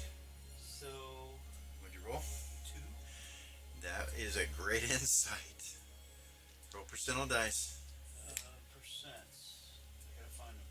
You know what? Bring out another set. Yeah, people with our system think that high rolls are all good, but not always. You need 2 sets of dice, low rollers and high rollers. How about 2? 2%? 2%. Holy shit. Good job. All right, so what are you times in leather right now? 2. So you're times 4, and since it's a great insight, you're going to be doing it at a +1 on your roll. What's your dexterity?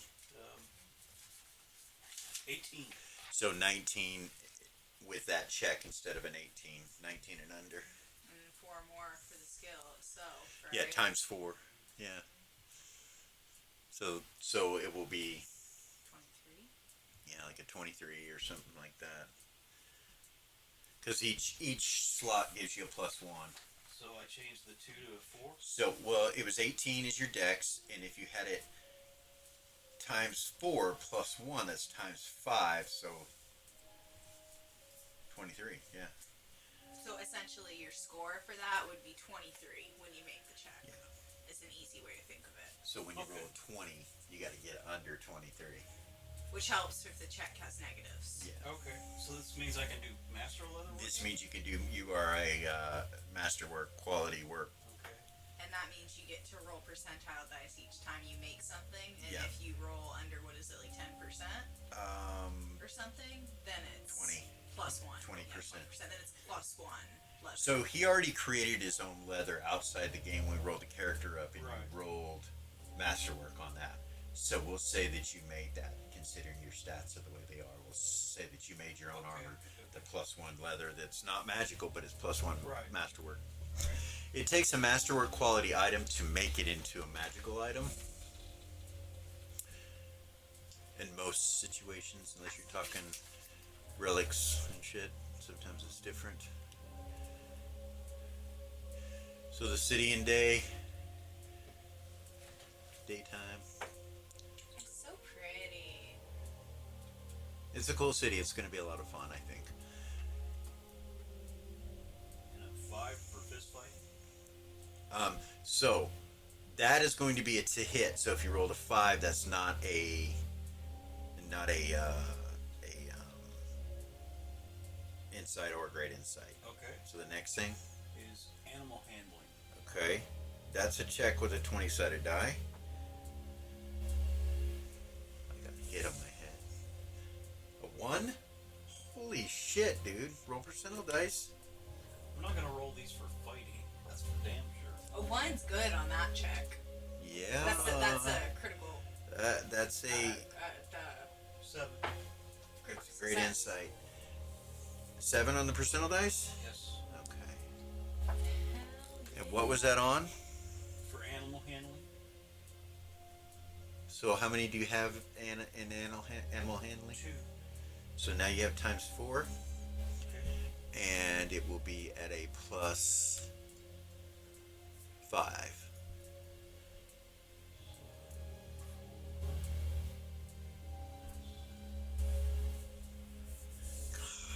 damn those rolls! What the fuck?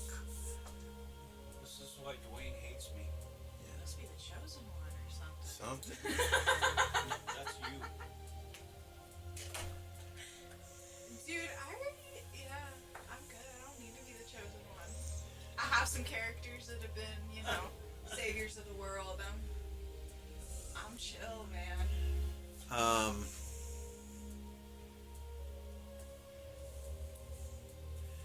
All right.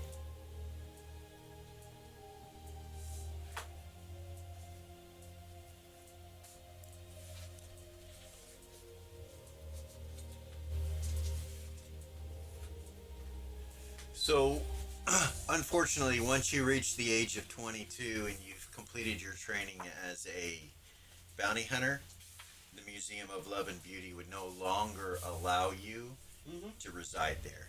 Okay. You could visit, but residing there is not the case, not an option. Well, I get that. So, on the other side of town is Queensland Bounties. Right.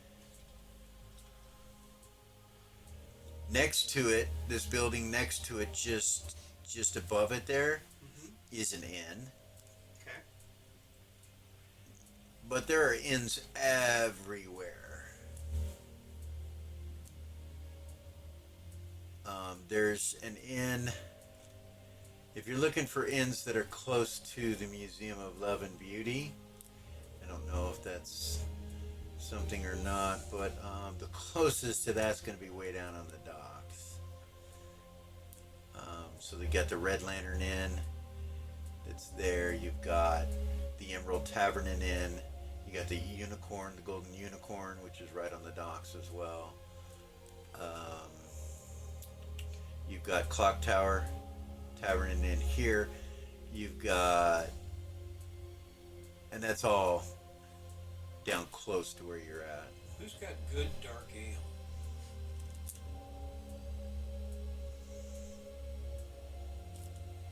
Probably the Red Lantern over here.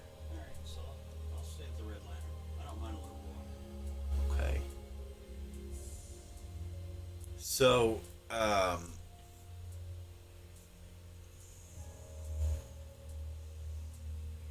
it's going to be 5 silver Okay.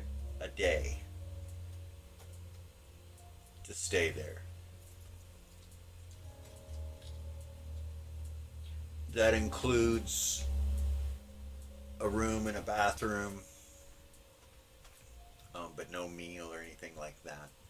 You have to do no drinks, no meal. You have to do all that yourself. It is on a dock,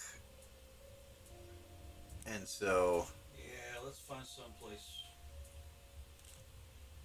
you want some place. That's not on water, please. Okay. By boats. Well, all those inns are down by boats. The Clockwise is right by the waterfall. Now, if you want to go up north, there's the Wheelhouse, which is by water. The Wheelhouse Inn. I don't mind it being by water, but on water is a different story. So up north, there's How much is it to stay at the bounty place? so the one next to the Bounty Hunters Guild. Yeah. She'd come visit there, can't she? So, yeah.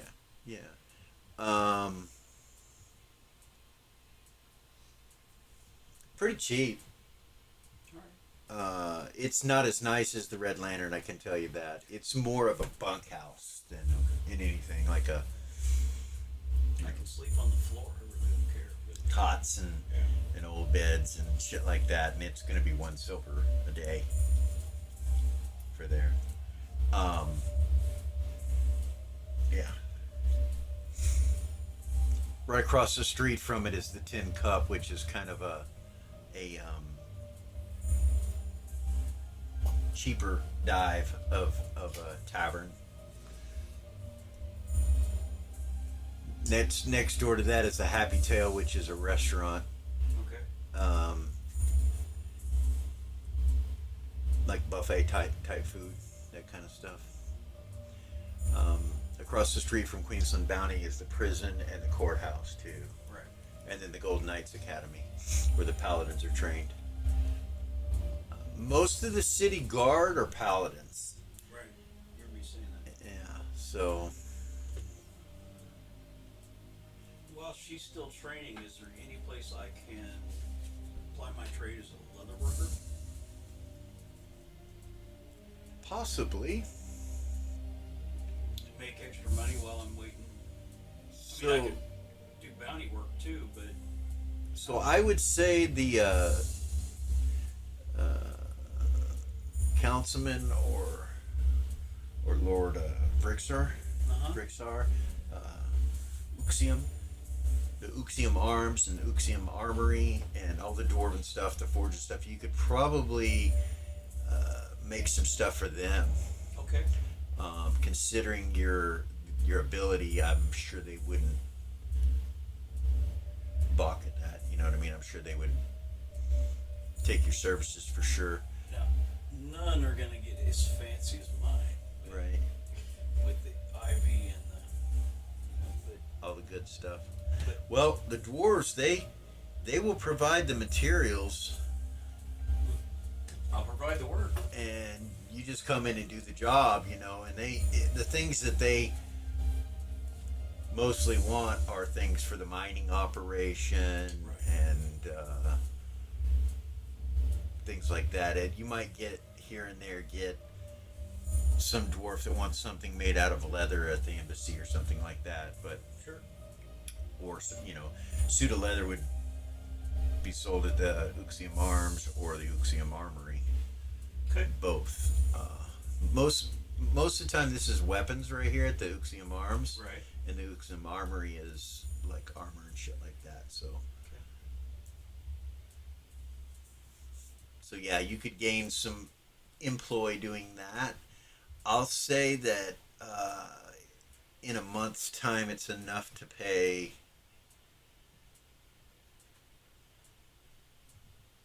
It's enough to pay for like 10 silver a day by doing those odds and end jobs and stuff for the dwarves. It's about 10 silver a day, so you could do that. Not a biggie. It's making money. Yeah.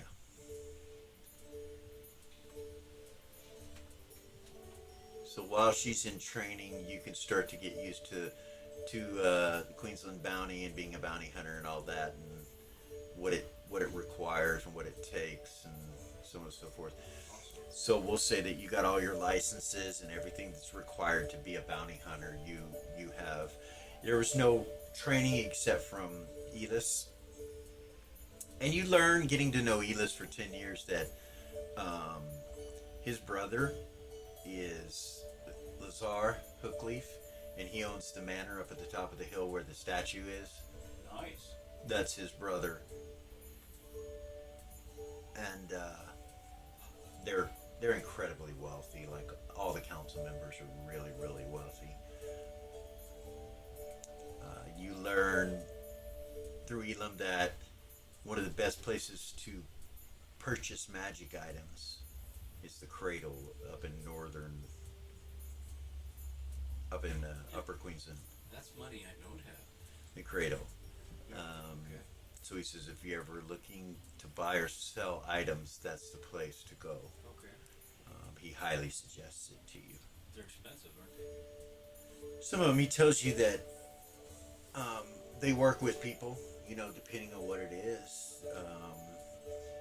And, you know, if you drop, you know, Elis's name, he will, you could probably get some discounts. He tells you that the person that runs it is a mage by the name of Lily Thistlebriar, and she and her, he says, I don't know if he's husband, boyfriend, or whatever, Gorgain, he's a barbarian, and he's there, and then there's a dwarf there, Hedda, Firebrand, and they run the place, and she has a servant named Rabbit that runs all her errands and is often there with his girlfriend Bella.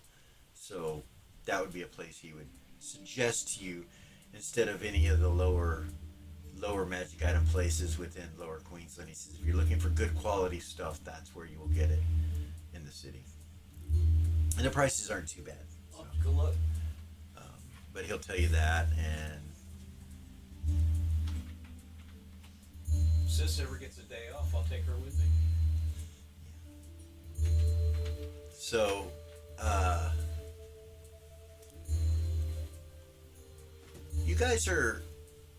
you graduate Okay. and you are made into a companion. You are you're registered as a Queensland companion, a companion of the Museum of Love and Beauty in Queensland, which is one of the many places that companions are centrally located. I mean, they're located all over the continent. Okay. And you will have access to those. Your first client isn't given to you immediately because you're still kind of just got out of training and stuff like that. But they do give you a list of clients Okay. that you can look through, and who you're interested in, both male and female. And you know that Lourdes Nerva serves Naz, but that she only serves him in a status manner. There is no seduction involved. He's married actually, Okay. to an angelic being from the heavens who isn't here. Doesn't come here very often. Okay. And so often he needs an escort or a companion to escort him to balls or meetings or things that require that type of thing. And so she does that for him. Okay. She's a council member and so is he, so it kind of works out.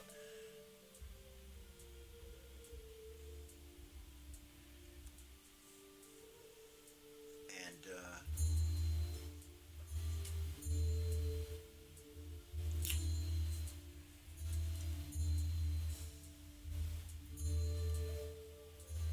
you've made all your rolls and everything. So that, like I said, there's a learning curve on the city. Since we started this campaign in a city, there are people that you will know their names and that kind of thing. We're going to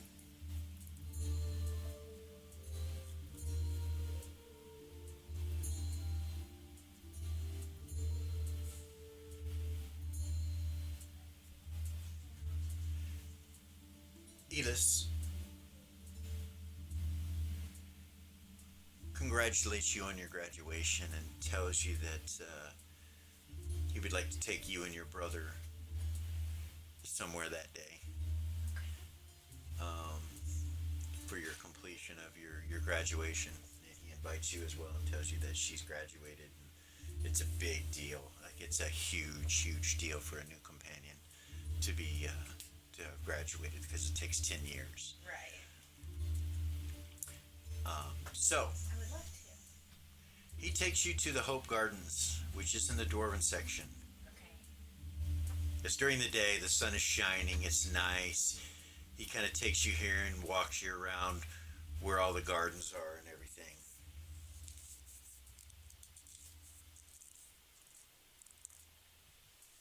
And he sits down next to some of the fountains there and has you guys sit down next to him, and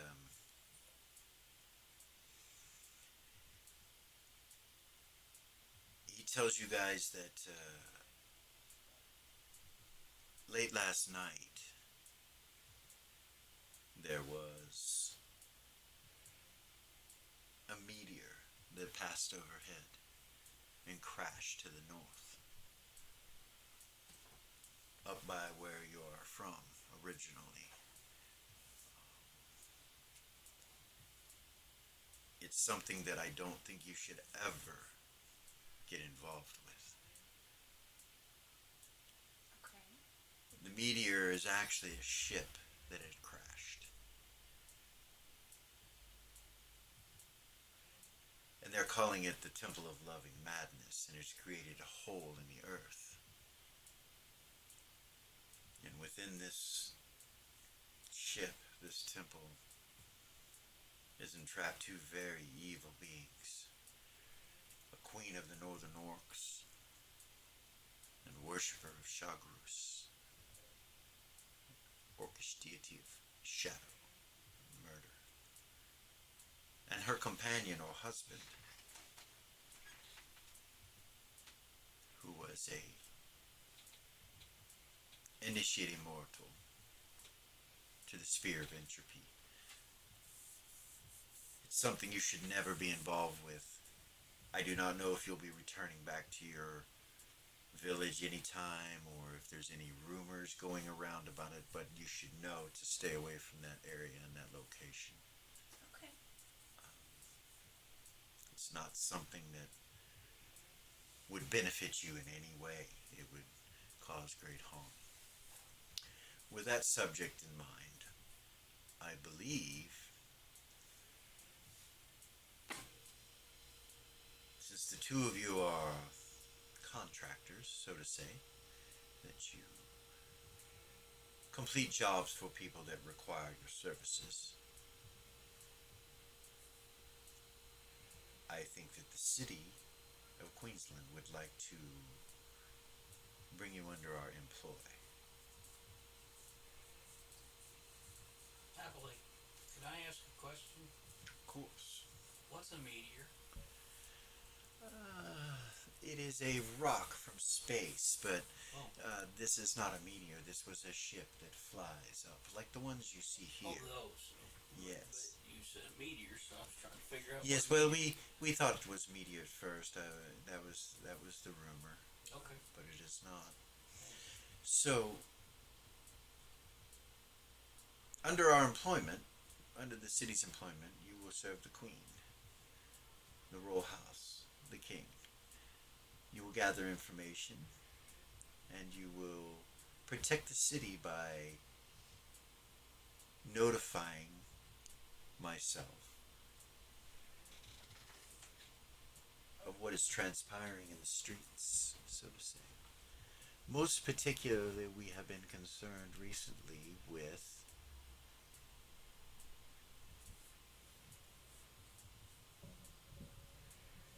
laws being followed by those that uphold the law.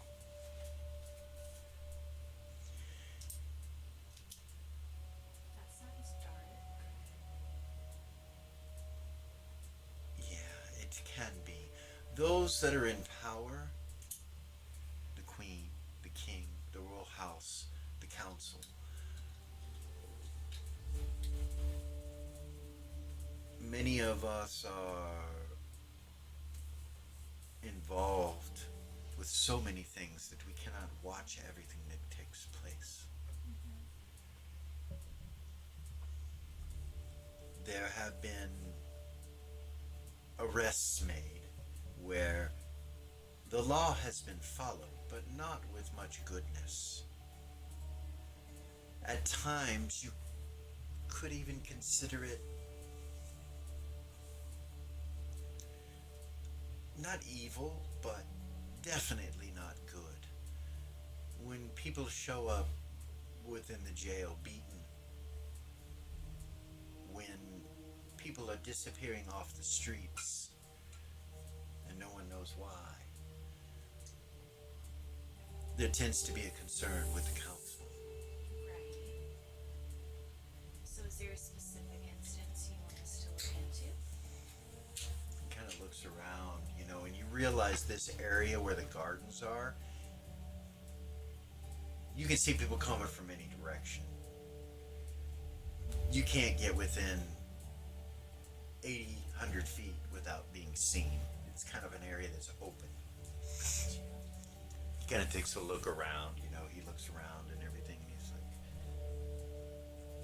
well, there is someone. But for you to gain information and to do what we require to be done would mean that you would have to work for the city guard. You would have to be of the blinding light, which you guys know is what the city guards call the blinding light. Do you want us to join the blinding light? You will be contractors for the blinding light. We cannot put you through the schooling. It would take too long, and so much could happen. And in the school, you would not learn what is taking place within the city. On the streets is where you will learn. Okay. That is where the information can be gathered.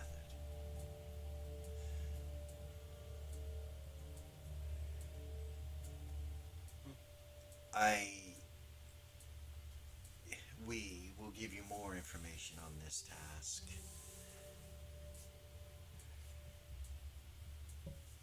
tomorrow. allow you to think on this. This is not something you have to do, but an open-ended bounty in the matter that we do not know who it's for is not something that we can pay you an outright sum or fee for. However, I do believe that we can come up with some sort of payment that will perhaps help you to complete your task.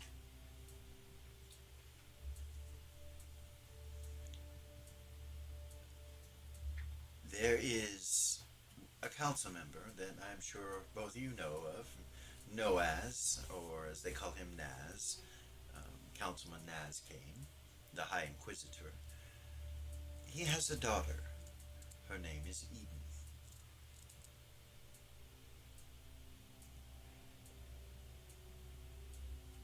We do not know how much she is involved with this, but we do know that whoever is behind this is close to her, meaning she works with him.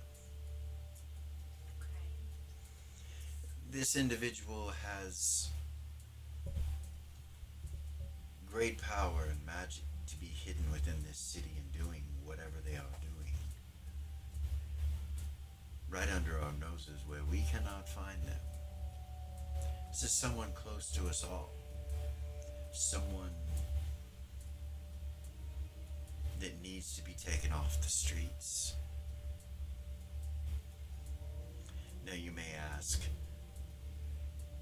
isn't this individual easy to find? They're the one harming these individuals, but they are not. It is those that work for the City of Watch that are following orders passed down from somewhere. Now, I do not believe that it could be Naz himself, so it has to be under him.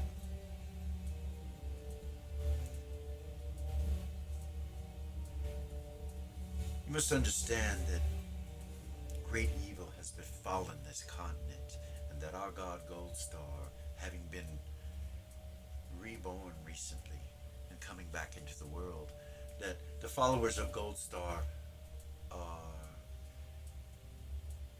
becoming zealotous. Is that a word? I think so.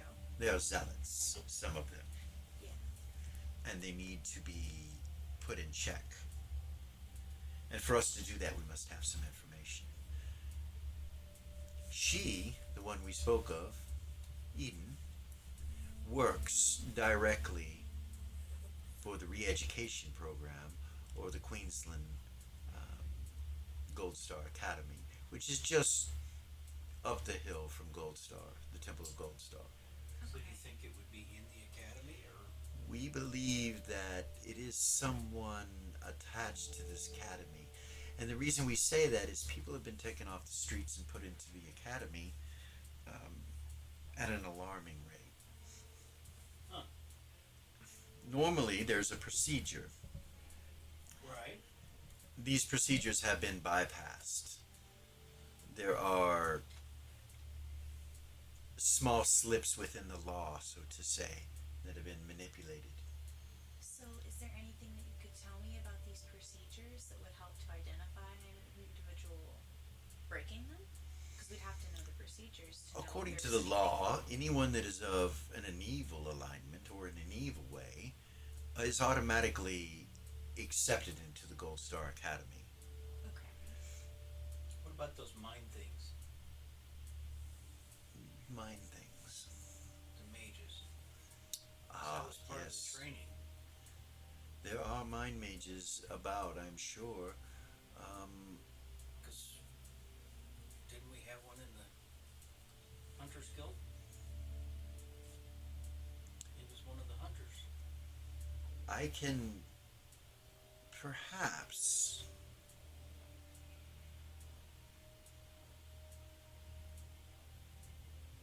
we will have some individuals that we can choose from that can help you with this endeavor. I do believe that I know one specifically by the name of Gavor. He could perhaps assist you in this. He is of Gold Star, born with Drac blood. He is a half-orc dragon. Gold, to be specific. But he is what they call a sanctioned mind mage within the city.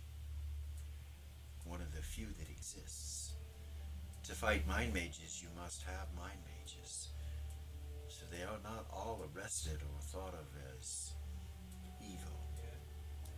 Gavor, quite an intellectual individual, could be of some use to you. He would probably not be any use physically, for he is not of that stature. He is quite weak, yes, but he is very smart. Perhaps he could accompany you on this, for better word, quest that you are about to undertake. Okay. I do not know how long this will take, but if any information is found out, you are not to confront them. Okay. You gather the information and bring it back. To confront them could be very dangerous to your health. So where do we start? Do we try to get close to this Eden girl? You start by being contracted to the City Watch. It is quite often that they will hire vetted individuals by the city, of course, to become scouts of the Watch. Individuals that will search the city in whatever means necessary, but usually separate from the Watch themselves. They are used as the front line, so to say, but not spoken of and not seen. They contact the City Watch if there's any concerns. Because the City Watch can't be seen beating people up. That's my job. Right. Well, you will perhaps be able to use some of that angst, yes, to gather attention unto yourself. If you are willing to do such things as that, they may become interested in you.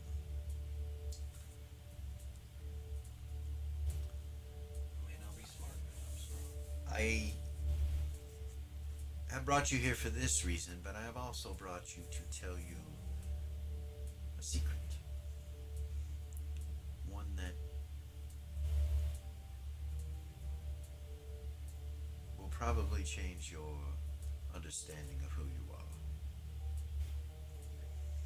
22 years ago, you were left on the doorstep of a lord and lordess. Two individuals that you call your mother and father.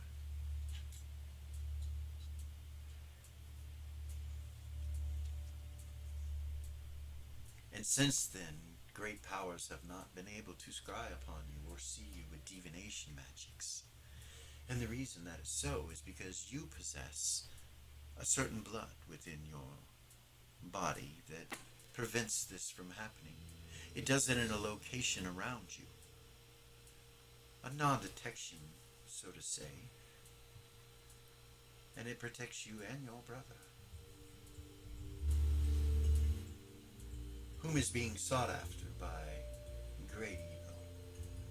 For it is assumed by some that you are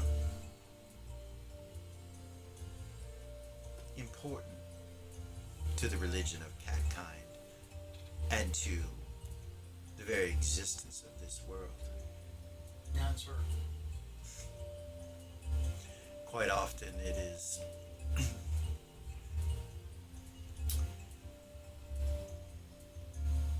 well, I will not tell you that. But He's always been important. you both have blood within you that makes you unique. And because of that, you are sought after by great forces of evil. Fortunately for you, they cannot find you here. I'm gonna start eating lots of beans and never bathe again.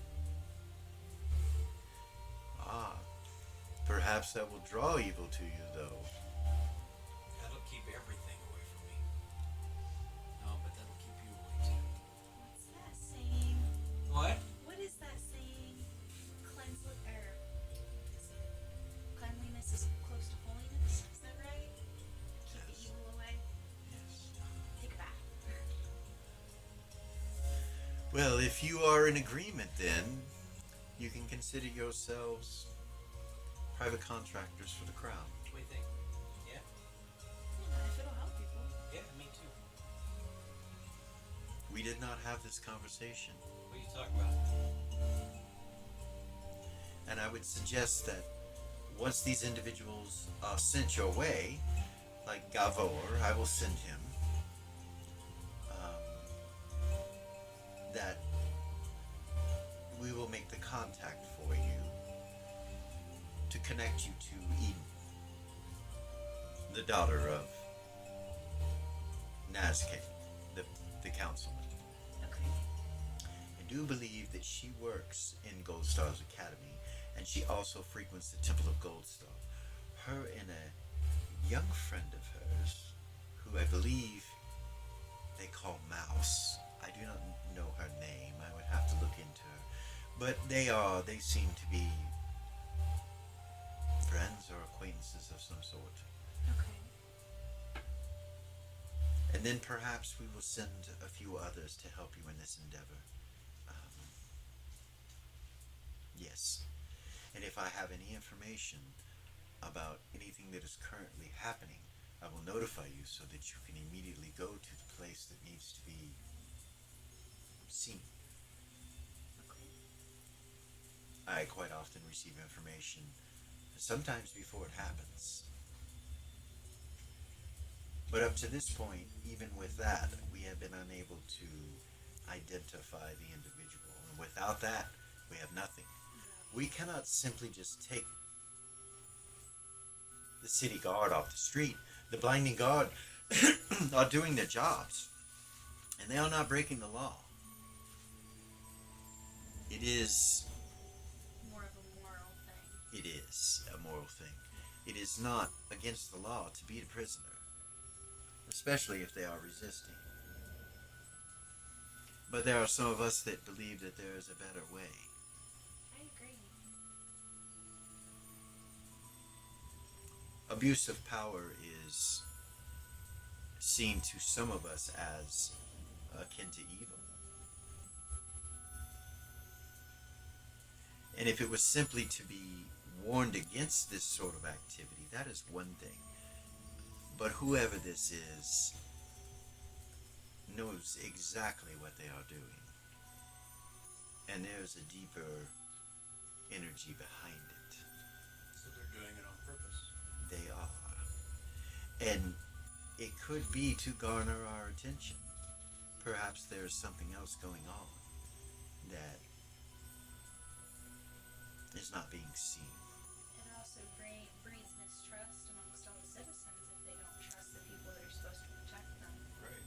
which is an area for evil to slip in. Not only that, there is a unspoken bond between the blinding guard that to come out against one another in any fashion is not good.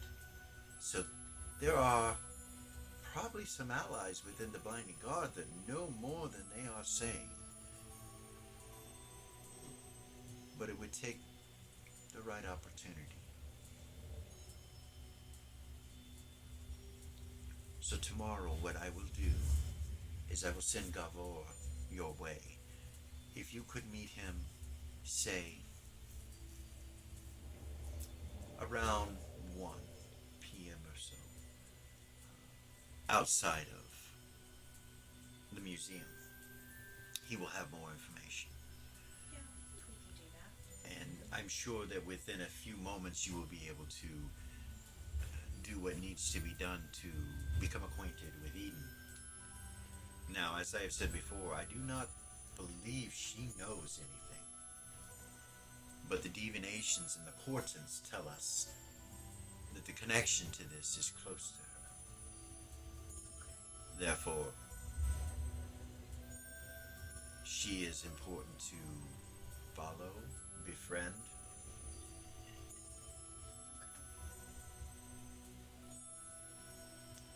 Maybe get to know her coworkers. We are asking you to do this because you have a unique talent that none of us do. Even those of great magic and power cannot hide from magics like you do.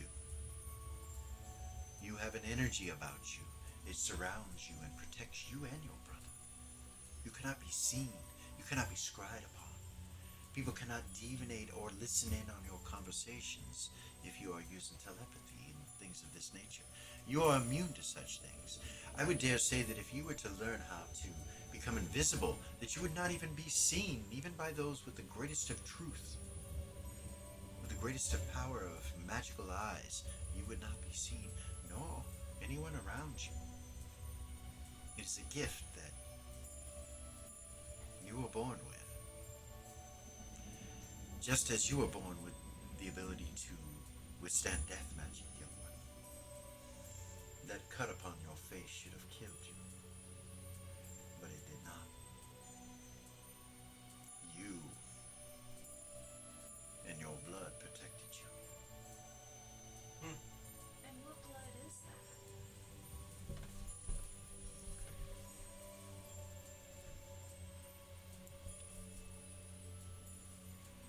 Let us just say that you have strong allies in catkind, and perhaps could be from that very blood.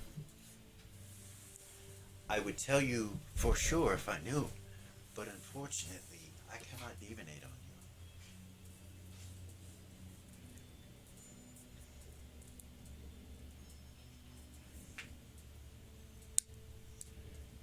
you. Catkind calls you a calico cat, and they would call him a prince or a panther, born as a son of the very cat lord himself. They have many children, many litters, but the ninth born of the ninth is always the prince. This information, I tell you, you should not pass along to anyone. It should never be spoken of. For there are those dark forces in this world that would manipulate you, destroy you, sell you. No one is to be trusted with this knowledge but the two of you. You are born directly from beings from another plane.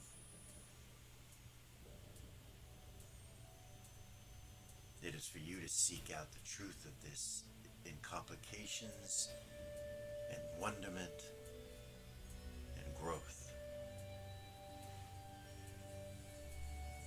But I would dare say that the God that protects the 9 lives of cats can probably see you at any moment. Though your prayers to Goldstar have been spoken many times, I do not believe they have ever been heard. Your gift is a blessing and a curse.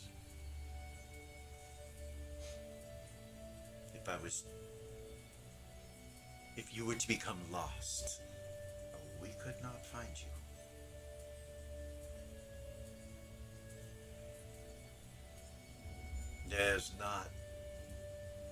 It is not a mistake that you were sent together, for the very power you possess hides him from those that seek him. The two of you have learned how to stay together for the last 22 years. The fact that you are in this city protects you, similar to the ability that you possess. We are and do become aware of any divination or scrying that comes within this city. They know not where you are currently.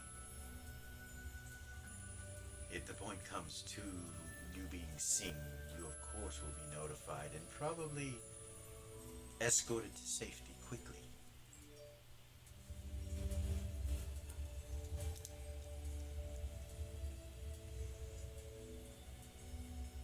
I stay close to her because I love her.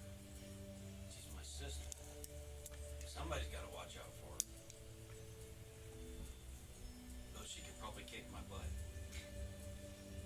Well, she has been protecting you without words being spoken for so very long See, I told you. that I believe your instincts, whatever they may be, are probably speaking true to you.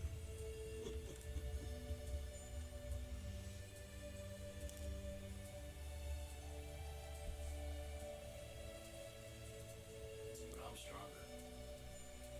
I have learned that each of you possesses unique skills and abilities, and we will surely learn those as the days pass and evenings come. With this sort of law and goodness that has enveloped this world within recent days, it is only a matter of time before the evil starts to show itself. Then we'll kick its butt. If that is what is required, I'm sure that you will take to arms if needed. But remember, it is important to gather information. Right. Do not engage. Correct.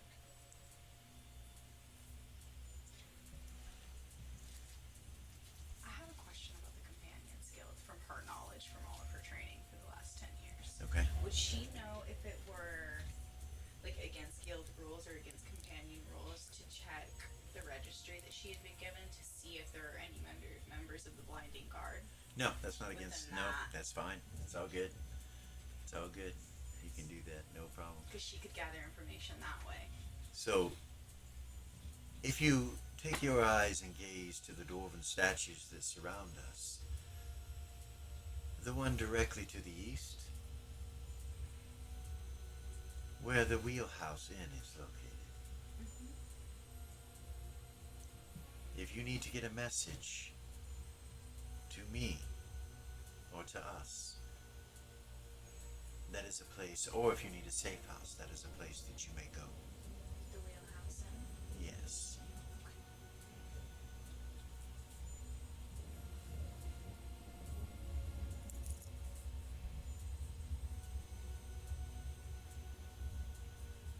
Is there anyone in particular we need to talk to?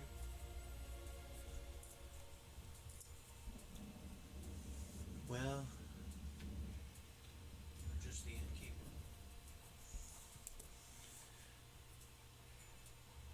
we are known as the Holy Hosts.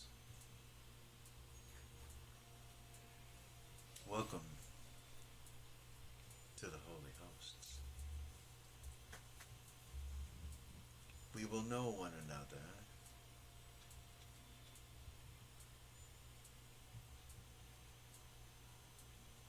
by statements. By statements?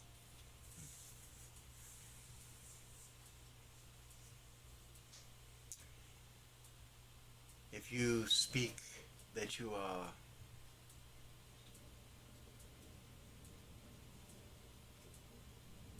looking for the hostess,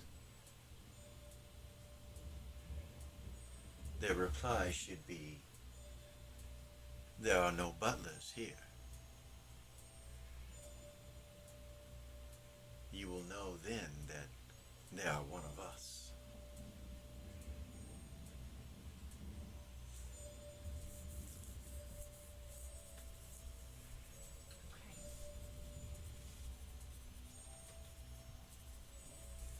And at the same time, if this is spoken to you, your reply should be the same.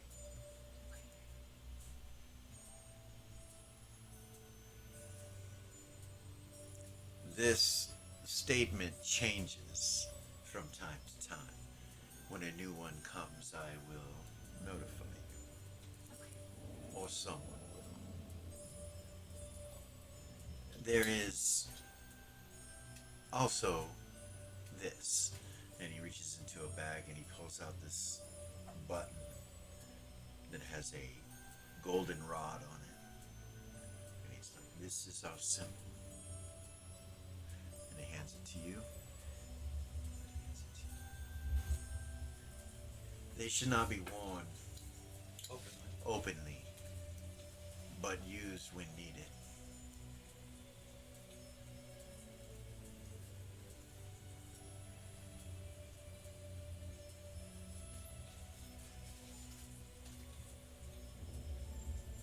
He kind of looks around. He's like, the city appears to be normal and working, and everything seems to be very happy-go-lucky here, but there is an undertone of trouble brewing. There is more than simply what I have told you, but you need not know all of it. As time passes, we will discuss more. Your first job will be in the morning to meet with Gavor. He will meet you at the Museum of Love and Beauty. Not in the morning, actually at 1 p.m. And the reason I chose 1 p.m. is because Eden and her friend Mouse should be passing to the old library across the street around that time. Okay. Every Tuesday, they do so. Okay.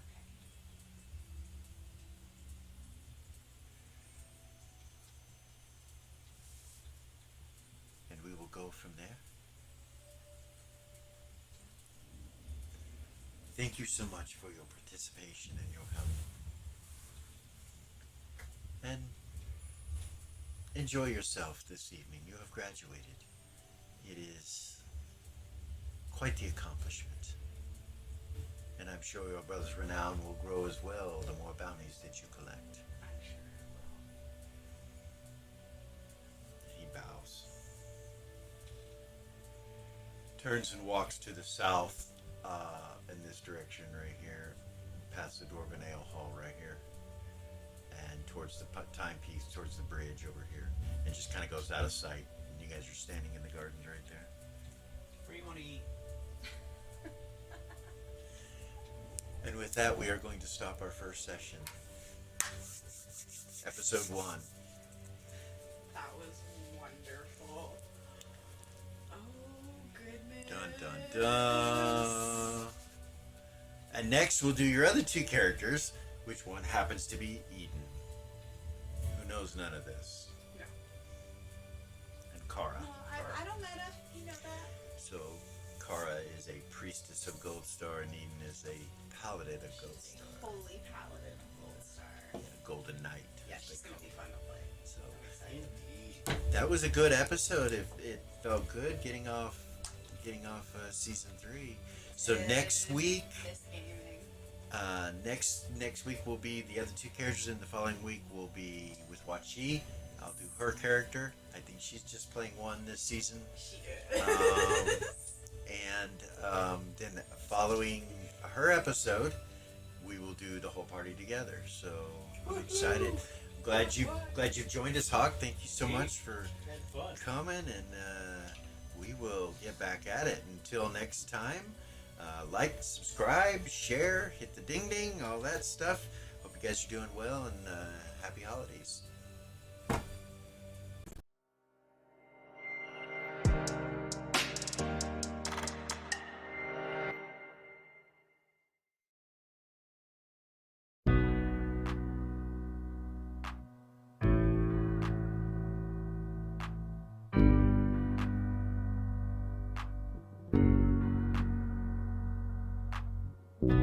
There's a gift inside the old gods granted me, a vision of the way to change reality.